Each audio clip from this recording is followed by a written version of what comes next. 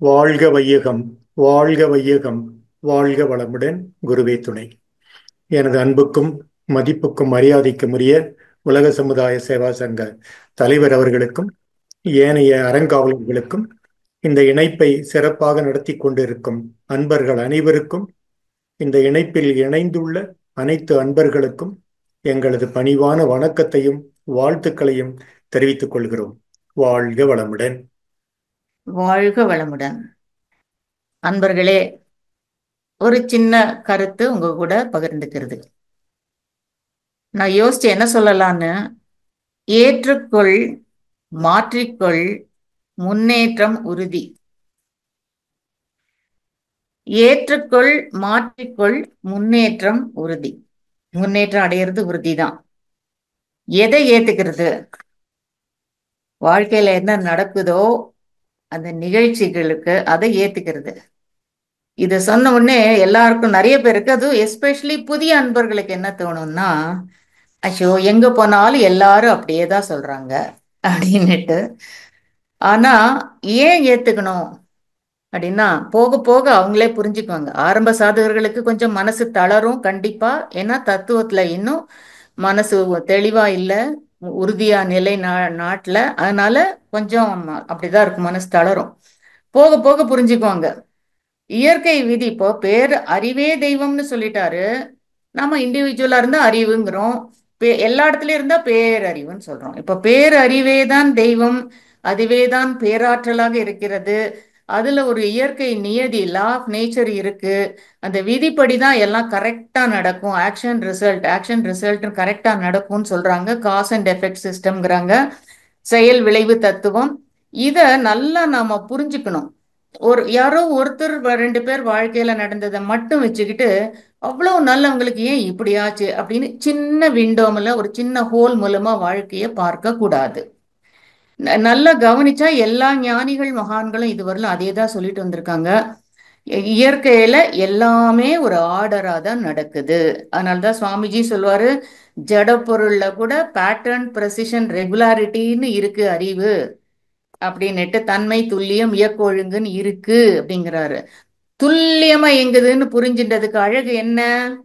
ஏத்துக்கணும். நடந்ததுக்கு இப்போ உணர்ச்சி வயப்பட வேண்டாம்னு சொல்ல மாட்டேன். ஒரு லாஸ் ஆனா துக்கம் ஆகும். கூட இருக்கிறவங்க யாரையாவது இழந்தா துக்கம் வரும் கண்டிப்பா. அந்தந்த நிகழ்ச்சி நடக்கும்போது துன்பம் உண்டாகும் இல்லைங்கள. நம்ம முனைப்போட ரியாக்ட் பண்ணக்கூடாது, அவ்வளவுதான் நாங்க சொல்றது. முனைப்போடு ரியாக்ட் பண்ணாம ஏத்துக்கோங்கன்னு சொல்றோம். மாத்திக்கோங்க. அத அந்த ஆட்டிடியூடு மாத்திட்டா கண்டிப்பா தியானம் நல்லா அமையும். ரெகுலரா தியானம் பண்ணாதான் மாத்திக்க முடியும். கண்டிப்பா ஒண்ணுக்கு ஒண்ணு சினர்ஜிம்பாங்க. இப்ப ரெண்டு குச்சி இருக்கு, ரெண்டுக்கும் சப்போர்ட் இல்லை, ஆனாலும் ரெண்டையும் ஒண்ணுக்கு ஒண்ணு இப்படி வச்சீங்கன்னா நின்னுக்கும், கொஞ்ச நேரம் நிற்கும். அது மாதிரி மனம், ஆக்சுவலா மனம் கடந்த நிலையில தான் தெரியுது. மனம் கழண்டுக்குச்சு எனக்கு, மைண்ட் காட் லிபரேட்டட், அதுல இருந்து தெரியுது அடடா யாருக்குமே மைண்ட் இல்லை, எல்லாருக்கும் வெறும் அறிவு ஆத்மா தான் இருக்குன்னு. ஆனா நாம எப்ப பாரு ஒரு மனசு பதிவு பிரதிபலிப்புன்னு இயங்கி இயங்கி பழகிட்டு திரும்ப அதே மெமரியிலேயே இயங்குறதுனால உங்களுக்கு மனம் இருக்குன்னு தோணுது. சரி, உங்களுக்கு இப்ப தோன்றது கரெக்டுன்னு வச்சுப்போம். அந்த மனதை இது செய்யாதே, ஏத்துக்கோ அப்படின்னு சும்மா சொல்லிட்டா, மிரட்டினா கேட்காது, பட்ஜாகாது. நான் ஏன் ஏத்துக்கணும் அப்படிங்கும். உன்னை மாத்திக்கோன்னா எதுக்கு மாத்திக்கணும்னு கேட்கும். செய்யாதேன்னா ஏன் செய்யக்கூடாதுங்கும். அந்த அப்ஜெக்ட் பண்றதே ஃபர்ஸ்ட், அது வந்து மைண்ட் அக்செப்ட் பண்ணிக்கிறதுக்கான அடையாளம் சொல்லுவாங்க. லூயிஸ் எல்ஹேன்னு ஒரு மேடம் இருக்காங்க, அவங்க ஒரு புக் எழுதியிருக்காங்க, you can heel your life அப்படின்னு. நாங்க எப்போ அதை சஜஸ்ட் பண்ணுவோம், நிறைய பேர் படிங்கன்ட்டு. அந்த அம்மா கூட சொல்லுவாங்க, மைண்ட் முதல்ல மறுத்துச்சுன்னா இட் ஸ்டார்டட் ரெஸ்பாண்டிங்னு அர்த்தம். நெகட்டிவா தோணுதே தவிர, மறுத்த உடனே ஏன் அப்படின்னு உள்ள யோசிப்பாங்க. யோசிக்க யோசிக்க தான் தெரியுது, ஓ எல்லாமே ஆர்டரா தான் நடக்குதுன்னு ஒண்ணு. அறிவே தான் தெய்வம்னு வேற சொல்லிட்டார் சுவாமிஜி. அது கரெக்டா இருக்கு, கன்வின்சிங்கா இருக்கு. இப்ப நாம அதை உணர்ற வழி என்ன? அறிவை மனமாக மட்டுமே இயங்க செய்துக்கிட்டே இருந்தா அது அந்த உணர்ச்சி வசத்துல மாட்டிட்டு அப்படியே இருக்கும். அதனால ஒரு நிகழ்ச்சி நடந்து முடிஞ்ச உடனே அனலைஸ் பண்ணக்கூடாது. அப்ப உங்க மனசு என்ன பண்ணும்? நான் தான் ரைட், அவங்க தான் ராங் அப்படின்னு சொல்லிடும். ஆனா கொஞ்சம் மனசை ஆற போட்டுட்டு அப்புறமா அனலைஸ் பண்ணி பார்த்துக்கணும். இனிமேல் நான் எப்படி இருக்கணும் அப்படின்னு நம்மள கான்சியஸ்னஸ் மாத்திக்க மாத்திக்க மாத்திக்க மனதை மாற்றிக்கொள்ள மாற்றிக்கொள்ள பழைய மனம் மாதிரி இயங்காமல் அறிவாகவே இயங்க தொடங்கும். உங்களுக்கே வாழ்க்கையில் நல்ல வித்தியாசம் தெரியும் கண்டிப்பா. அப்படி அப்போ மனசை மாத்திக்க மாத்திக்கத்தான், ரியாக்ட் பண்ணாம இருக்கத்தான் உங்களுக்கு தத்துவம் நல்ல தெளிவா புரியும். என்னைக்கும் ஞாபகத்துல இருக்கும். கஷ்டப்பட்டு ஞாபகம் வச்சுக்க வேண்டியது இல்ல. அந்த தெளிந்த அறிவோட இருக்கும்போது எப்படி இருந்தா நல்லதோ விழிப்போட சதா விழிப்போட இருக்கிறதுக்கு முடியும். கண்டிப்பா முன்னேற முடியும் எல்லாராலையும் இந்த பிறவியிலேயே. அதெல்லாம் அந்த காலத்துல எத்தனை ஜென்மம் எடுக்கணுமோ ஞானம் அடையானாங்க, அப்படிலாம் இல்லை. ஏற்கனவே நம்ம எல்லாரும் அறிவா இறைநிலையாவே இருக்கும்போது சுவாமிஜி சொல்றாரு, சின்ன சின்ன வீடியோக்களை இப்ப கூட பாக்குறேன். உங்களுக்கு 1 to 3 ஃப்ரீக்வன்சி டெல்டா வேவ்ல தான் உணர முடியும். அதான் ஆத்மானுபவம் நல்லா சொல்றோம்னா நம்ம எதை நினைச்சா அந்த ஃப்ரீக்வன்சிக்கு போக முடியுமோ அதை நினைச்சு நினைச்சு நினைச்சு மனசுக்கு ஒரு பயிற்சி கொடுக்க வேண்டியதுதான். இப்போ தினம் காலையில எழுந்த உடனே நாளை தொடங்கும் போதே துரியாதீத தவமோ 9 மைய தவமோ பஞ்சபூத நுகரத்துவமோ ஏதோ ஒன்று பண்ணமானா மனம் விரிஞ்சு விரிஞ்சு விரிஞ்சு சக்திகளம் அண்ட் சுத்த வெளிக்கு போயிட்டு போயிட்டு வந்து பழகணும். கொஞ்சம் ஒரு சின்ன ஆட்டோ சஜஷன், எல்லாம் சரியாதான் நடக்குதுன்னு ஒண்ணு. இறைவன் எல்லா இடத்துலயும் இருக்கிறார், அறிவாக இருக்கிறார். கான்சியஸ்னஸ் இஸ் ஆல்வேஸ் வாட்சிங். All of us are in one consciousness. One consciousness is uniting us. அந்த நினைப்போடு கொஞ்சம் இருக்கணும். அப்படி இருக்க இருக்க உங்களுக்கு நிகழ்ச்சி நடக்கும் போதே உள்ளுக்குள்ள இந்த ஆமை எல்லாம் காலை உள்ள இழுத்துக்கும் இல்லைங்களா, அது மாதிரிக்கு டக்குன்னு கையை காலை உள்ள இழுத்துக்கிற மாதிரி மனசை இழுத்துக்கும். வேண்டாம், உணர்ச்சி வசப்படாதே, ரியாக்ட் பண்ணாதே அப்படிங்க முடியும். இதை மறக்கும் போதுதான் என்ன ஆயிடுது, தத்துவத்தை மறக்கும் போது மனம் உணர்ச்சி வயப்பட்டுடுது, ரியாக்ட் பண்ணிடுது. அதனால தத்துவத்தை கொஞ்சம் ஞாபகம் வச்சுட்டு எப்பவும் விரிஞ்ச நிலையில இருக்க இருக்க முடியும் போதெல்லாம் சுவாமிஜியோட பாடல்களை படிச்சு படிச்சு அப்படியே ஆழ்ந்து அதுல அந்த உணர்வு கொண்டு வரணும். தியானம் அந்த அளவுக்கு உங்களுக்கு உணர்வை கொண்டு வரணும். அப்படி வந்து வந்து பழகினீங்கன்னா உணர்வுங்கும் போது சட்டிலா போயிட்டீங்க. ஒரிஜினலா experientially you realise the truth. அப்படி ஆக ஆக என்ன ஆகுது, எந்த நேரமும் விழிப்போட இருக்க முடியும், உணர்ச்சி வயப்படாம இருக்க முடியும், ரியாக்ட் பண்ணாம இருக்க முடியும், அந்த அடுத்தவங்க உணர்ச்சியை நல்லா புரிஞ்சுக்க முடியும், அட்ஜஸ்ட் பண்ணிக்க முடியும். அப்பதான் adjustment, tolerance, sacrifice, no comment, no command, no demand, paying back the dues to the society is duty. நம்ம கடமையை செஞ்சிடலாம்ப்பா, ஓவர் அண்ட் அபோவ் நான் ஹெல்ப் பண்ணித்தான் ஆகணும், எனக்கு இது இல்லாட்டி என்ன பரவாயில்ல, போதும், எல்லாரும் நல்லா இருக்கட்டும். அப்படியே கொஞ்சம் கொஞ்சம் கொஞ்சமா பக்குவாய் நிஜமாவே ஞானிகள் ஆயிடுவீங்க. ஞானம் அடையிறது உறுதி. அதுதான் வாழ்க்கையின் நோக்கம். வாழ்க வளம். வாழ்க வளமுடன் அம்மா. மிகவும் ஒரு சிறப்பான ஸ்வீட்டா கொடுத்துட்டீங்கம்மா. ரொம்ப சிறப்பா ஏற்றுக்கொள் மாற்றிக்கொள் அப்படின்ட்டு ஒரு சின்ன ஒரு விளக்கம் கொடுத்தீங்க. அருமையா இருந்ததுங்கம்மா. ரொம்ப சிறப்புங்கம்மா. அதுக்கு விளக்கம் ரொம்ப நல்லா இருந்ததுங்கம்மா. நன்றிம்மா. ஐயா நீங்க பேசுறீங்களா ஐயா? கேள்வி பதில் நிகழ்வு போலாம் ஐயா. நன்றி. வாழ்க வளமுடன். தற்பொழுது ஐயா அம்மா அவர்கள் நம்முடைய கேள்விகளுக்கு சிறப்பாக பதிலளிக்க இருக்கின்றார்கள். கேள்வி கேட்க விரும்பும் அன்பர்கள் தங்களுடைய கைபேசியை தாங்களே அட்மிட் செய்து கொண்டு கேள்விகளை மட்டும் சுருக்கமாக கேட்கும் பொழுது அனைவருக்கும் அது பயனுள்ளதாக அமையும் என்பதை அன்போடு தெரிவித்துக் கொள்கிறோம். வாழ்க வளமுடன்.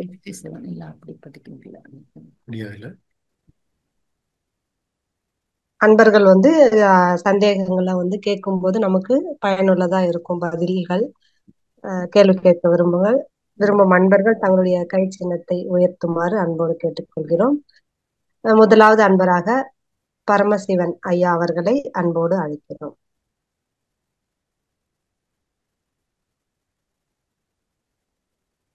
ஐயா உங்களுக்கு அன்மிட் கொடுத்துருக்கோங்க ஐயா. நீங்க அம்மா ஐயா கிட்ட கேள்வி கேட்கலாம் ஐயா.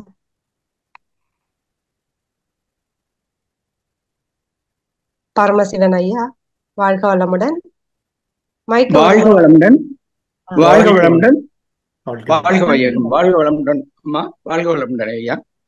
அதாவது ரொம்ப நன்றியா, எனக்கு இணைப்பு கிடைத்த கொடுத்தமைக்கு அவர்களுக்கும் நிலையத்திற்கும் நன்றியை தெரிவித்துக் கொள்கின்றேன். இப்பொழுது எனக்கு ஒரு பரமாத்மா, ஜீவாத்மா இந்த இரண்டும் என்னங்கிறதுல வந்து ஒரு ஒரு தெளிவில்லாத நிலையில இருக்கேன். நீங்க உங்க அனுபவத்துல நீங்க நிறைய தெரிஞ்சிருப்பீங்க, நல்லா தெளிவா தெரிஞ்சிருப்பீங்க. நீங்க சொன்னீங்கன்னா தெளிவாகவும் புரியும். ஒரு ப்ரொஃபஸர் வந்து ஒரு ஸ்டூடெண்ட்டுக்கு சொல்றப்ப அழகா சொல்றீங்க. அதனால உங்ககிட்ட கேட்கிறேன், உங்க இந்த இதை எனக்கு தெளிவுபடுத்துமாறு அன்போடு கேட்டுக்கொள்கிறேன். நன்றி. வாழ்க வளமுடன்.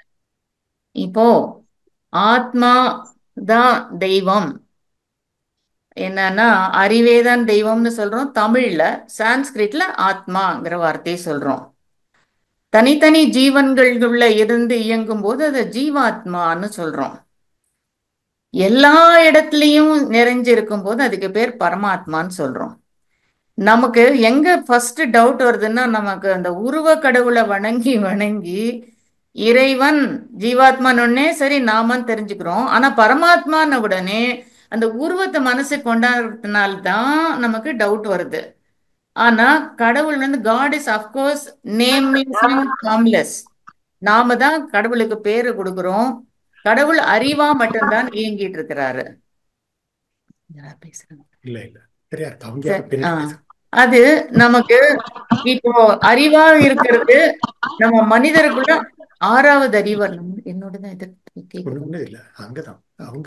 ஆறாவது அறிவா இருந்து எனக்கு உள்ள இருந்து மனதுக்கு கைடன்ஸ் கிடைக்குது. அப்ப அறிவா இருந்து வழிகாட்டுறாரு நமக்கு. நம்ம வந்து பரிணாமத்துல அப்படின்னு வந்தோம், மனிதர்களா வந்த பின்னதான் திங்கிங் கெப்பாசிட்டி. ஆனா இந்த ஜீவாத்மாக்கள் சின்ன சின்ன உயிரினங்கள்லாம் இருக்கு, அதுகளுக்கும் உள்ளூர அந்த அறிவு வழி நடத்துது. நாம பாருங்க எவ்வளவு விஷயம் வாட்ஸ்அப்லயும் புக்லயும் படிக்கிறோம், எது உடம்புக்கு நல்லது எது நல்லது இல்லைன்னு இவ்வளவு தெரிஞ்சுக்கிறோமே. இந்த நாய் பூனை எலி அதுகளுக்கெல்லாம் யாரு சொல்லிக்கிறாங்க, எங்க கத்துக்குது? ஆனா ஒருவேளை ஏதாவது உணவு சாப்பிட்டுட்டு வயிறு ஒரு மாதிரியா இருந்துச்சுன்னா உடனே புல்ல தின்னு அந்த புல்லு சிக்கிக்கும். நமக்கு வரல புட்டு வாந்தி எடுக்கிறோம் இல்லைங்களா, அப்படி எடுக்கிற முடியாத நாய்க்கெல்லாம். அப்போ அந்த புல்லை தின்னோடனே புல் ஒட்டிக்கிச்சு, அந்த புல்லை தள்ளுறதுக்காக கூட வாந்தி வரும். வாந்தி எடுத்துட்டு 24 hours சாப்பிடாம இருக்குமா, ஃபாஸ்டிங். மனுஷன் கூட ஃபாஸ்டிங் இருக்க மாட்டான். உடம்பு சரியில்லைன்னு சொன்னா கூட, தெரிஞ்சா கூட, ஐயோ ஒரு செல்ஃப் பிட்டி வந்துடும். நான் பாரு எவ்வளவோ நேரமா சாப்பிடவே இல்லை, நேத்து சாப்பிட்டது வாந்தி எடுத்துட்டேன், பசிக்குதுன்னு தான் நினைக்கும் தவிர. ஆனா அந்த 5 அறிவு இருக்கிற நாய் ஒன்னும் சாப்பிடாம 24 hours ஃபாஸ்டிங் இருந்து உள்ளுக்குள்ள அந்த அறிவே தான், அதுக்குள்ள இருக்கிற அறிவு தான், ஆத்மா தான் அந்த உடம்ப ரிப்பேர் பண்ணுது.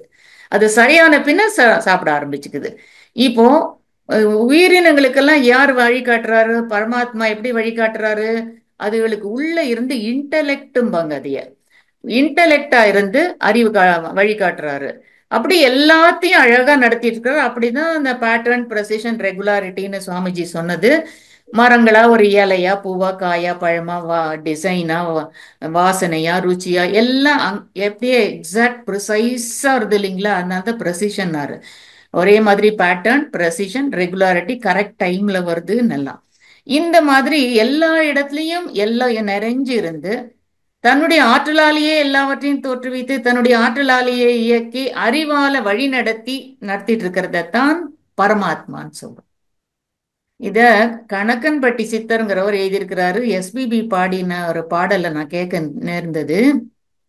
என்னன்னா, ஆன்மீகம் என்னவென்று யாருக்கும் தெரியல, காரணம் கடவுளுன்னா யாருன்னு புரியல, அல்லாவும் ஈஸ்வரனும் ஒண்ணுன்னா விளங்கல, ஆன்மாதான் கடவுளுன்னா நம்பவே முடியலன்னு இருக்கிறாரு.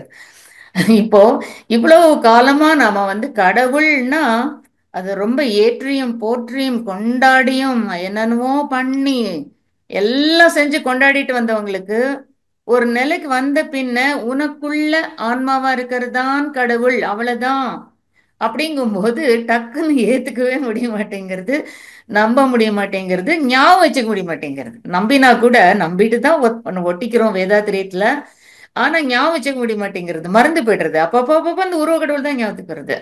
அதனால தவிர அதுக்குதான் சொல்யூஷன் என்ன? அல்டிமேட் சொல்யூஷன் தியானம் பண்ணணும். துரியாதீத்தம் பண்ணி பண்ணி பண்ணி சுத்த வெளியில நின்னு நின்னு நின்னு நின்னு அப்படி தாட்லெஸ்ஸா ஆகும்போது அனுபவத்துல உணர்ந்துக்குவீங்க. ஓ, ஒரே பரமாத்மா பேரறிவு எல்லா இடத்துலயும் நிறைஞ்சிருந்து இப்ப உயிரினங்களுக்கு இப்படி வழி நடத்துறதுன்னு சொன்னோம். பூமி அந்த கோள்கள் எல்லாம் பார்த்தா நம்மளை பொறுத்த வரைக்கும் அது ஜட பொருள் சுத்துற மாதிரிதான் இருக்கு. வெறும் 50 பஞ்சபூதங்களால் ஆனதுன்னு தோணுது. ஆனா அதுவும் ஜடம் அல்ல, சைத்தன்யம் எல்லாத்துலயும் இருக்கு. சைத்தன்யம் இருக்கு. அதனாலதான் எப்பவும் ஒரே ஸ்பீடா ஒரே கணக்கா ஒரே இதுல பாதையில சுத்திட்டு வந்துட்டு இருக்குது அழகா. ஒண்ணுக்கு ஒண்ணு இடிச்சுக்கவே இல்லை, ஆக்சிடென்ட் ஆகவே இல்லை, நம்ம ரோட்ல எல்லாம் ஆகுறாப்புல. அப்படி அட்டகாசமா எல்லாவற்றையும் இயக்குது. அது பிரபஞ்சம் பூரா பாருங்க, பூமி கரெக்டா 24 மணி நேரத்துல ஒரு சுத்து, சூரியனை ஒரு வருஷத்துல ஒரு சுத்து, சந்திரன் ஒரு மாசத்துல பூமியை ஒரு சுத்து சுத்திட்டே ஒரு வருஷத்துல சூரியனை சுத்துது. எல்லாம் அது அது 136 இயர்ஸ்ல ஒரு ஹேலிஸ் காமெட் வருதுன்னா வருது, கரெக்டா அந்த தூமகேத்துன்னு வருது. அப்படியே எல்லாம் ப்ரிசைஸா நடக்குது இல்லைங்களா? இதுவே எல்லா இடத்துலயும் அறிவே நிறைஞ்சிருக்கு அப்படிங்கிறதுக்கு அடையாளம்னு சுவாமிஜி ஒரு பாடல் எழுதியிருக்கிறாரு. என்னன்னா, உணர்ச்சியாய் சிந்தனையாய் உள்ளதை அறிவென்று. மனுஷனுக்கு உணர்ச்சி இருக்கு, நல்லா அனலைஸ் பண்ணி சிந்திக்கிறான் அப்படின்னுட்டு உணர்ச்சி அறிவு இதுதான் தெய்வம் நினைச்சேன். உணர்ச்சியாய் சிந்தனையாய் உள்ளதை அறிவென்று உணர்ந்திருந்தேன் பல நாள், மேலும் உண்மை விளங்க உணர்ச்சிக்கு முன்னம் விண்ணில் ஒழுங்காற்றலாய் விளங்கும் உனது திருநிலையும் அறிவே என உணர்ந்தேன். இந்த இன்ப ஊற்றாய் நிறைந்த இறைவாங்கிறது பாடல்ல எழுதியிருப்பாரு. அப்போ பரமாத்மான்னா பிரபஞ்சம் பூரா இருக்கு, எல்லா இடத்துலயும் இருக்கு.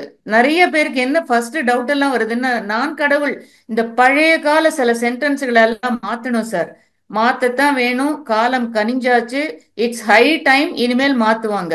அகம் பிரம்மாஸ்மின்னு சொன்னத நான் கடவுள் நான் கடவுள்னு எடுத்துக்கிறாங்க. இதனால அடுத்த மதக்காரங்களும் நம்மள எல்லாம் கிண்டல் பண்றாங்க. அப்ப நம்மளே நீ கடவுள்னா நீ எப்படி தப்பு பண்றன்னு கேக்குறாங்க. அப்போ கடவுள் தான் எல்லா இடத்துலயும் இருக்கிறது, அறிவு கடவுள், அதோட எனர்ஜியால தான் எல்லாம் உண்டாயிருக்கு, அதோட ஆற்றல். சோ அறிவு வேற ஆற்றல் வேற, எல்லாம் ரெண்டும் ஒண்ணுதான். அது கொஞ்சம் கொஞ்சம் எங்கெங்க சர்க்கியூட் க்ளோஸ் ஆகுதோ அங்கங்க இயங்க தொடங்குது. என்ன சர்க்கியூட் சுத்தினா கூட சென்டர்ல ஒரு ஸ்டாட்டிக் பாயிண்ட் இருந்தே இருக்கும், சிம்பிள் பிசிக்ஸ். அப்போ அந்த ஒரு புள்ளி அளவு இருக்கிறதே போதும், அறிவு அங்க இருக்கிற இயக்கத்துக்கு உதவ ஆரம்பிக்குது. அப்படிதான் நமக்கும் ஒரு 3 உடலோட மையம் கருமையம் அப்படின்னுட்டு அதுல எல்லாம் பதியறது, சக்தி பதிய வைக்குது. அது சிவம் பதிய வச்சுக்குது, சக்தி காட்டுது, இல்ல சக்தி பதிய வச்சுக்குது, சிவம் அறிவை எடுத்து காட்டுதுன்னு வச்சுக்கோங்க, எப்படி வேணா வச்சுக்கலாம், ரெண்டும் பிரிக்க முடியாததுதான். அப்படி எல்லாரையும் அழகா வழி நடத்திட்டு இருக்குது, எல்லா இடத்துலயும் நிறைஞ்சிருந்து எல்லாவற்றையும் இயக்கி அதுல ஒரு வெரைட்டி எல்லாம் இருக்கு. ஆனா ஒரிஜினலா பார்த்தா அறிவு பேரறிவு சுத்தவெளி தெய்வம் சொன்னது ரொம்ப நல்லதா போச்சு சுவாமிஜி சொன்னது. இப்ப சுத்தவெளிக்குள்ளதானே எல்லாமே இருக்கு, எல்லா பிரபஞ்சமும் இருக்கு, எல்லாருக்கும் எல்லாரையும் அந்த வெளி இருக்குது இல்ல, அறிவு இருக்குது இல்ல. இப்போ அந்த பரமாத்மா தான் அத இந்த உலகத்தை படைச்சதுன்னு தனியா இருந்து படைச்சதா சொல்லக்கூடாது. பட் அவங்க புரிதலுக்கு தகுந்த மாதிரி என்ன வேணா வேர்ட்ஸ் யூஸ் பண்ணிக்கிட்டோம். அவங்க பிக் பேங்னு சொன்னா சொல்லிக்கிட்டோம், திடீர்னு அந்த எனர்ஜி வந்துச்சு, ஃபார்மேட்டிவ் டஸ்ட் பார்ட்டிகிள்ஸ், அது வந்து காட் கிரியேட்டட்னு வேணாலும் சொல்லிக்கிட்டோம், என்ன வேணா சொல்லிக்கிட்டோம், நோ ப்ராப்ளம்.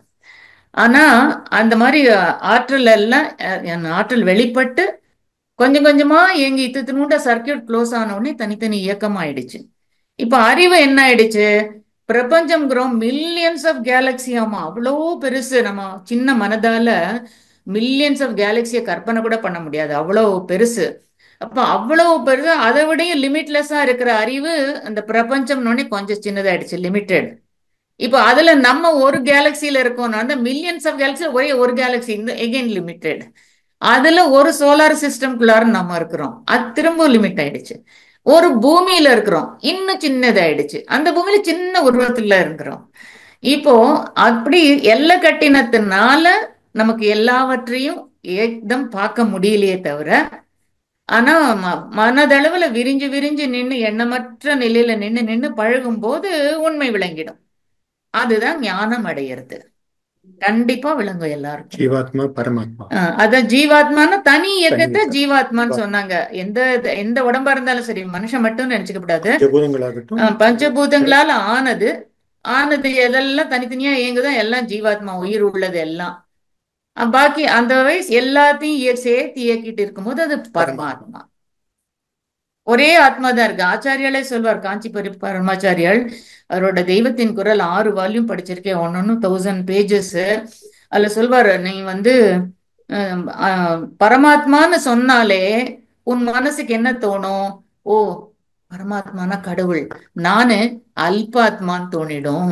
வேண்டாம், ஒரே ஆத்மா தான் இருக்கு பாரு. ஆத்மா ஒண்ணுதான், ஆனா எல்லா இடத்துலயும் இருக்கும்போது அதுக்கு பரமாத்மான்னு சொல்றோம். அதே பரமாத்மா நமக்கு இயக்கத்துல ஃபர்ஸ்ட் உணர்வாக இருக்கிறது தான். அந்த நான் கூட சொல்லக்கூடாது, உணர்வு, பிரக்ஞைன்னு சொன்னா நல்லா புரியும் எல்லாருக்கும். பிரக்ஞையா இருக்கிறதே தெய்வம். அந்த பிரக்ஞையில இப்ப கண்ணை திறந்து பார்த்த போதுதான் உடல் எல்லை கட்டின உடனே நான் உடல்னு நினைச்சுக்கிச்சு.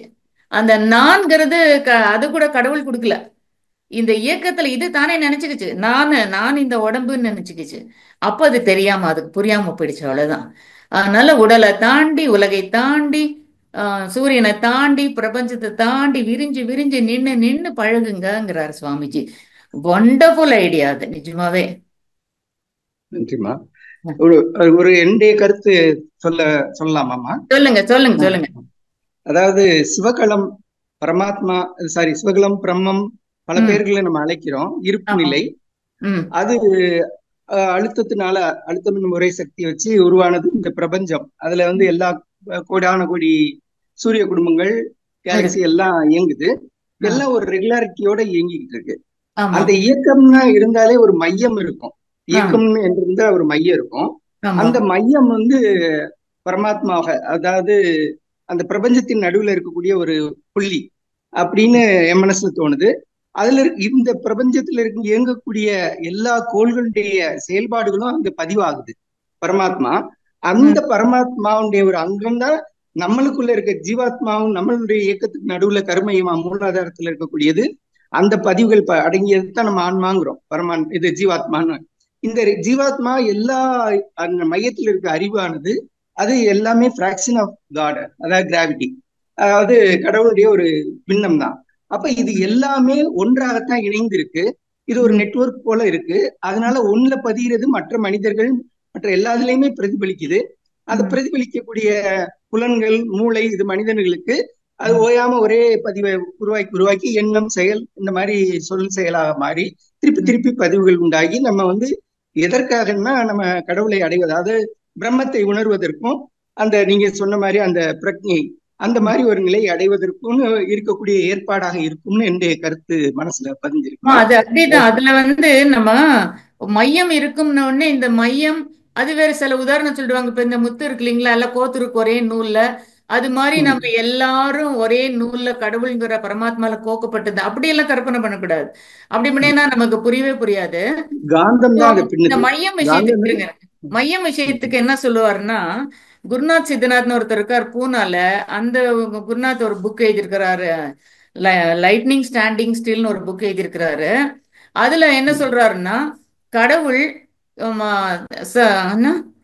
Centre everywhere, circumference nowhere. Centre everywhere. அப்ப நான் எனக்கு தோணுச்சு, சென்டர் எனிவேர்னு வேணாலும் வச்சுக்கோங்க. எங்கெங்கெல்லாம் எனர்ஜி சுத்த ஆரம்பிக்குதோ அங்க ஒரு மையம் இருக்கும். அது எங்க சுத்துது? சுத்தவெளியில் தானே சுத்துது.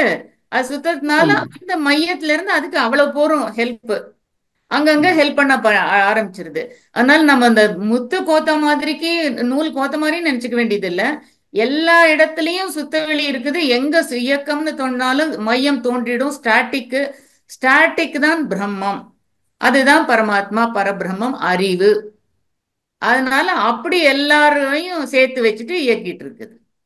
அதை நம்ம உணரணும்னா சும்மா எல்லை கட்டிக்கிட்டே இருந்தா உணரவே முடியாதுங்க. ஒன்னும் நம்ம ஐடியா கொண்டுடக்கூடாது. விரிஞ்சு விரிஞ்சு விரிஞ்சு பழகி தாட்லெஸ் ஆகிதான் உணரணும். கரெக்ட் தான், நல்லா தான் புரிஞ்சிட்டு இருக்கீங்க, நீங்க பண்ணுங்க. இப்ப சயின்ஸ்ல பாத்தீங்கன்னா குவாண்டம் பிசிக்ஸ் எல்லாம் என்ன சொல்றாங்கன்னா, பிரபஞ்சத்தோட ஒரு எண்டுலையும் இன்னொரு எண்டுலையும் 2 ஆட்டம் கனெக்ட் பண்ணீங்கன்னா ரெண்டும் கான்டாக்ட்ல தான் இருக்குன்னு சொல்றாங்க. அது அது ஒரு சைடு வந்து ஃபேஸ்னா இன்னொரு சைடு வந்து ஹெட்டுங்கிறாங்க. ரெண்டுமே கனெக்டட் தான் இருக்குங்கிறாங்க. அதனால அதுல சயின்ஸ்ல இந்த புள்ளியில ஒரு மெசேஜ் பாஸ் பண்ணா அங்கேயும் தெரிய வருதுங்கிறாங்க. ஆஸ்திரேலியால எங்கேயோ டெஸ்ட் பண்றாங்கன்னு வச்சுக்கோங்களேன், இந்தியாலயும் அங்கேயும் உடனே தெரிய வருதுங்கிறாங்க. அது எப்படின்னு தெரியலங்கிறாங்க. அவங்க வந்து தேடிட்டு இருக்காங்க. நமக்கு தெரிஞ்சிருச்சு, பிரம்மம், ஒரே பிரம்மம் கான்சியஸ்னஸ் தான் எல்லா இடத்துலயும் இருக்குது. சோ எங்க என்ன நடந்தாலும் it reflects everywhere. Consciousness, one consciousness, it knows only with the help of the magnetic waves. அதான் காந்த அலைகள் மூலமா தான் எல்லாமே நமக்கு இந்த உணர்வு காந்த வருது. அலையும் அதோட எனர்ஜி தானே, கான்சியஸ்னஸ் எனர்ஜியே தானே. நம்மள உணர்றதும் காந்த அலைகள் தான். அதே போல எல்லா இடத்துலயும் இருக்குது உணர்றதும் காந்த அலைகள் தான். எனக்கு இன்னொரு ஒரு இது ஒரு கற்பனையாக கூட இருக்கலாம். இந்த பிரபஞ்சம் முழுவதும் கோடான கோடி நட்சத்திர கூட்டங்கள் எல்லாம் இருக்கு. அது சூழ்ந்து அழுத்தி சிவகலம் இருக்க மாதிரி இது வந்து ஒரு பெரிய கற்பனையா நினைச்சு பாக்குறேன். நடுவுல ஒரு ஒரு ஸ்பெரிக்கலோ இல்ல ஒரு எக்லிப்டிக்கல் ஷேப்லயோ இந்த பிரபஞ்சம் இயங்கிட்டு இருக்கு. ஸ்பெரிக்கலா தான் இருக்கணும் வாய்ப்பு இருக்கு. அது போல இன்னொரு இடத்துலயும் இதே போல பிரபஞ்சம், அதாவது ஒரு பெரிய காற்றோட நடுவுல ஒரு சின்ன பபிள் இருக்க மாதிரி இந்த பிரபஞ்சம் இன்னொரு இடத்துல இதே போல ஒரு பபிள் கணக்கா இன்னொரு பிரபஞ்சம் இருக்க வாய்ப்பு இருக்கும்னு ஒரு எண்ணமும் வருது எனக்கு. சொல்ற பாயிண்ட் புரியுதா? புரிய வைக்க முடியுதான்னு சொன்னேன். மனுஷங்க இந்த பூமியில மட்டும் உயிர்கள் இருக்க மாதிரியோ அறிவு இருக்க மாதிரி நினைக்க கூடாது. அதான் மில்லியன்ஸ் ஆஃப் கேலக்சிங்கிறாங்க. ஒரு கேலக்சிலேயே எத்தனையோ இடத்துல இருக்கும். அதுக்கப்புறம் இந்த ஹையர் பீயிங்ஸ்ங்கிறாங்க. எத்தனையோ காலமா மனித குலம் தோன்றி அறிவுல நல்லா முன்னேறி அட்லாண்டியன் சிவிலைசேஷன் அழிஞ்சு போயிருக்கலாம், லெமூரியன் சிவிலைசேஷன் அழிஞ்சு போயிருக்கலாம். அந்த உலகம் அழிஞ்சுது, அந்த இதே அழிஞ்சுதே தவிர கான்சியஸ்னஸ்ல வந்த டெவலப்மெண்ட்டை அழிக்க முடியாது. கான்சியஸ்னஸ்க்கு தெரிஞ்சாச்சுன்னா தெரிஞ்சாச்சு, வெளிப்பட்டது வெளிப்பட்டது தான். அப்போ இருந்த சோல்கள் எல்லாம் ஹையர் பீயிங்ஸ்னு வச்சுக்கலாம். அப்ப அவங்க எல்லாமும் கண்டிப்பா நட்சத்திரங்கள்ல அங்க எங்க இருக்கலாம், எங்க வேணா இருக்கலாம். உயிரினங்கள் இந்த ஒரே ஒரு பூமியில தான் இருக்கும்னு நினைக்கவே கூடாது. எல்லா இடத்துல இருக்கும், எப்படி வேணாவும் இருக்கும். இதே ஃபார்ம்ல தான் இருக்கணும்னு இல்ல. அதுதாங்க இப்ப கண்டுபிடிக்கிறாங்க parallel universe அப்படிங்கிறாங்க. parallel universe இல்ல மல்டிவர்ஸ்ங்கிறாங்க. மல்டிவர்ஸ்ங்கிறாங்க. அதனால எனக்கு ஒண்ணு தோணும், மல்டிவர்ஸ்னா இப்போ சுவாமிஜி சொல்லுவாரு, நம்ம பேசுறோம்னா அந்த சத்தம் எல்லாம் எண்ணம் சொல் செயல் எல்லாமே ஒவ்வொரு இதுலயும் பிரதிபலிக்குதுங்கிறாரு இல்லைங்களா. இப்ப நம்ம இந்த பக்கம் 5 கண்ணாடி இந்த பக்கம் 5 கண்ணாடி வச்சு நம்ம நடுவுல நின்னா இங்க 5 இங்க 5 10 உருவம். ஆனா அது ஒன்னும் என்னவும் மல்டிப்ளை ஆகி எதுவும் ஆகல, ஜஸ்ட் ரிஃப்ளெக்ஷன், அவ்வளவுதான். அது எதிரும் புதிரமா வச்சுட்டு ஒண்ணுக்குள்ள போய் போய் போய் போய் மில்லியன்ஸ் ஆஃப் உருவம் வந்துருது. அப்ப அதுல ஒண்ணும் ஆகல, வெறும் பிரதிபலிப்பு. அது மாதிரி நம்மளோட எண்ணம் செயல் எல்லாமே பிரபஞ்சம் பூரா எண்ணம் எழும் இடமோ ஓர் புள்ளியாகும், எழுந்து முடிவதோ அகண்ட ஆகாரம் எழுதியிருக்கிறாரு. அப்படி எல்லா இடத்துலயும் போறதான் இவங்க மல்டிவர்ஸ்னு சொல்றாங்களோன்னு நினைப்பேன். கொஞ்ச காலத்துல எல்லாமே நம்ம பாருங்க, இப்ப குவாண்டம் பிசிக்ஸ் சயின்டிஸ்ட் பிசிக்ஸ் கூட ஒரு 0.1% ஆஃப் தி நம்ம ஸ்பிரிச்சுவாலிட்டிக்குள்ள இப்பதான் எட்டி பாக்குறாங்க. அவங்களுக்கு என் பையன் சொல்லுவான், அம்மா அவங்களுக்கு காடுன்னு சொல்லி ஒத்துக்க இஷ்டம் இல்ல, அவங்களுக்கு எதுவோ ஒண்ணு இருக்குன்னு தெரியுது சட்லா, அதுக்கு புரியாததுனால அதுக்கு குவாண்டம்னு பேர் வச்சுட்டாங்கம்மா நான் சொல்லி கொடுத்தான். ரொம்ப நன்றிம்மா, ரொம்ப நன்றி. வாழ்க வளமுடன்மா, வாழ்க வளமுடன் ஐயா, வாழ்க வளமுடன். நன்றிகள் ஐயா, நன்றிகள் அம்மா, சிறப்பான பதில். அடுத்த அன்பராக சாந்தி கண்ணன் அம்மா அவர்களை அன்போடு அழைக்கிறோம்.